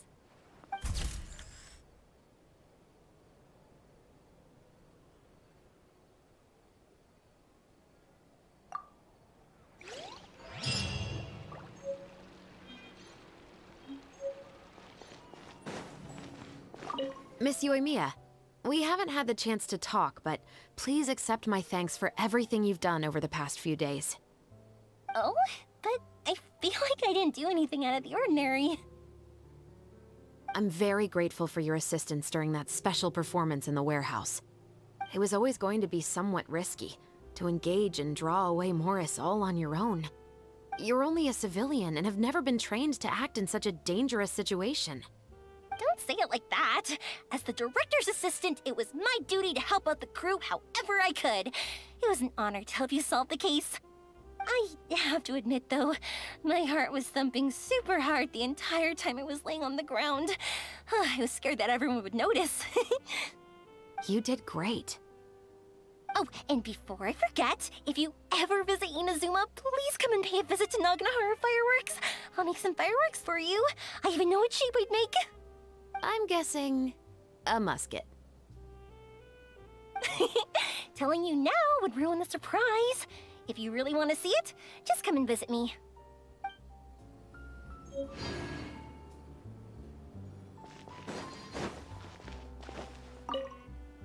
Lady Farina, please allow me to take just one more photo of you. I would also love to get your autograph, just as a memento of our time together on the crew. Hey, I've had enough of the camera flashes from when we were all up on stage. But, Lady Farina, you are the best director I've ever met! The most photogenic maiden in all of Fontaine! This kind of lively and celebratory setting is exactly where you shine. I believe all photographers would agree. Come, the brightest star of our land! Show us your light! The camera is waiting to sing praises of your beauty! Well, I'm flattered, but... All right. I'll humor you and try a few more different poses. But I don't have to hold the trophy, right? Of course. You may pose however you like. Thank you so much. Thank you so much. By the heavens, my luck has been beyond belief. I'm having a hard time coming to terms with it now. Oh.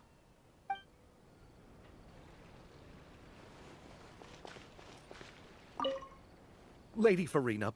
Hey, But, Lady, come, the bright... Well, I'm... But I don't have to... Of course. Thank you so...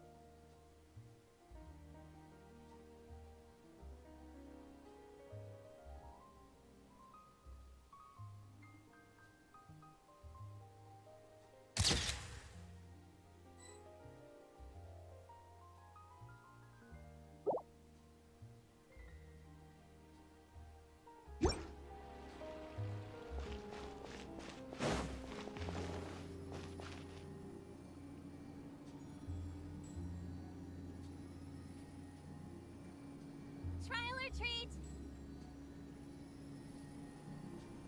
Trial a treat! Enjoy the Fontaine Festival! Happy Fontaine Festival!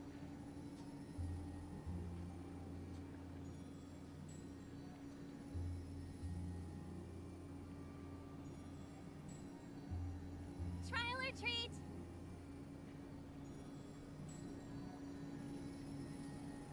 Trial a treat!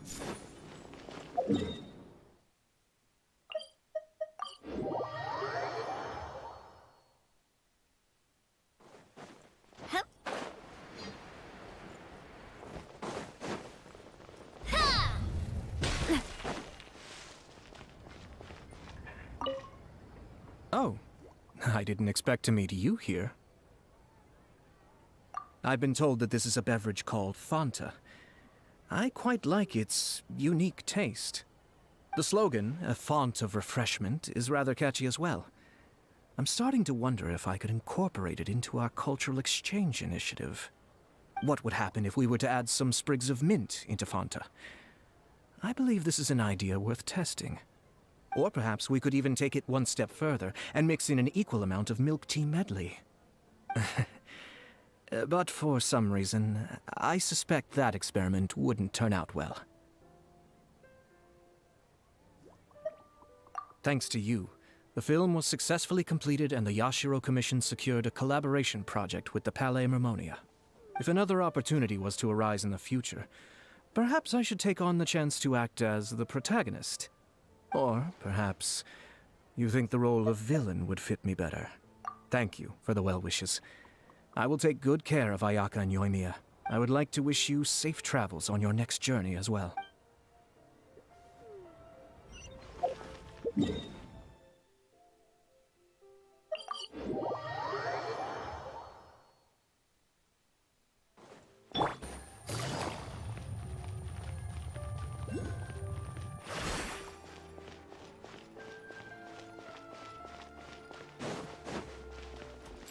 Take it easy.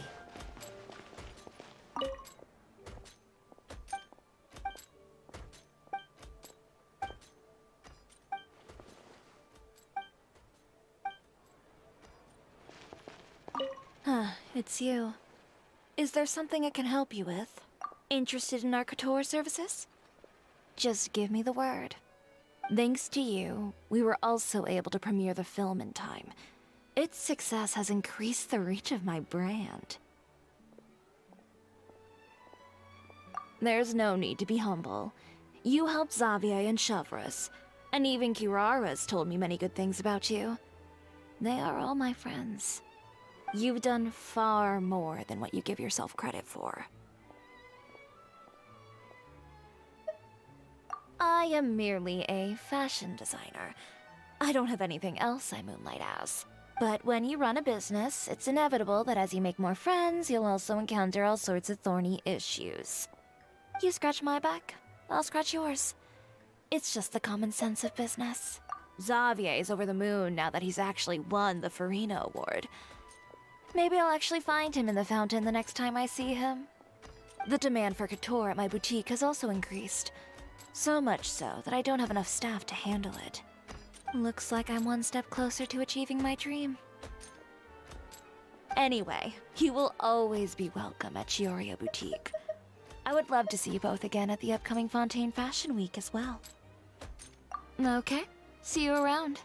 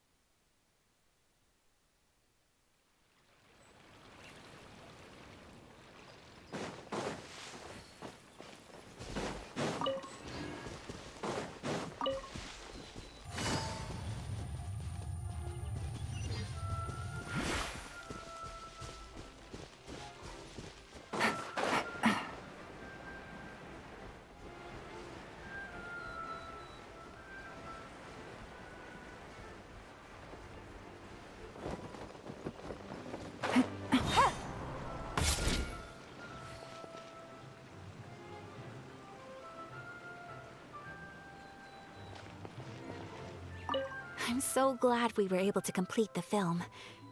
Thanks for taking care of me while I was here. Really? Thank you. At first, I simply tried to work hard out of a desire to not become a burden to the crew. It would have been so embarrassing if the filming had to stop to accommodate my lack of skills. But Director Farina was both patient and knowledgeable. And Shavras and Elaine taught me a lot about the scenes and details. It was all thanks to their help that I was able to grow comfortable with the role. And even with all of that said, I still got a little flustered with praise. Especially since everyone, including you, were complimenting me at the end.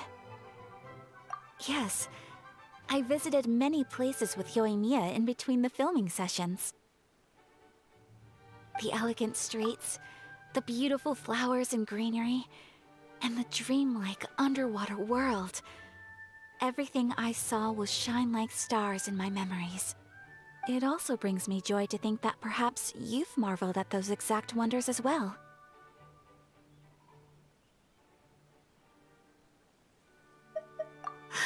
It's nothing at all. I don't often have the opportunity to wander out into the world like this.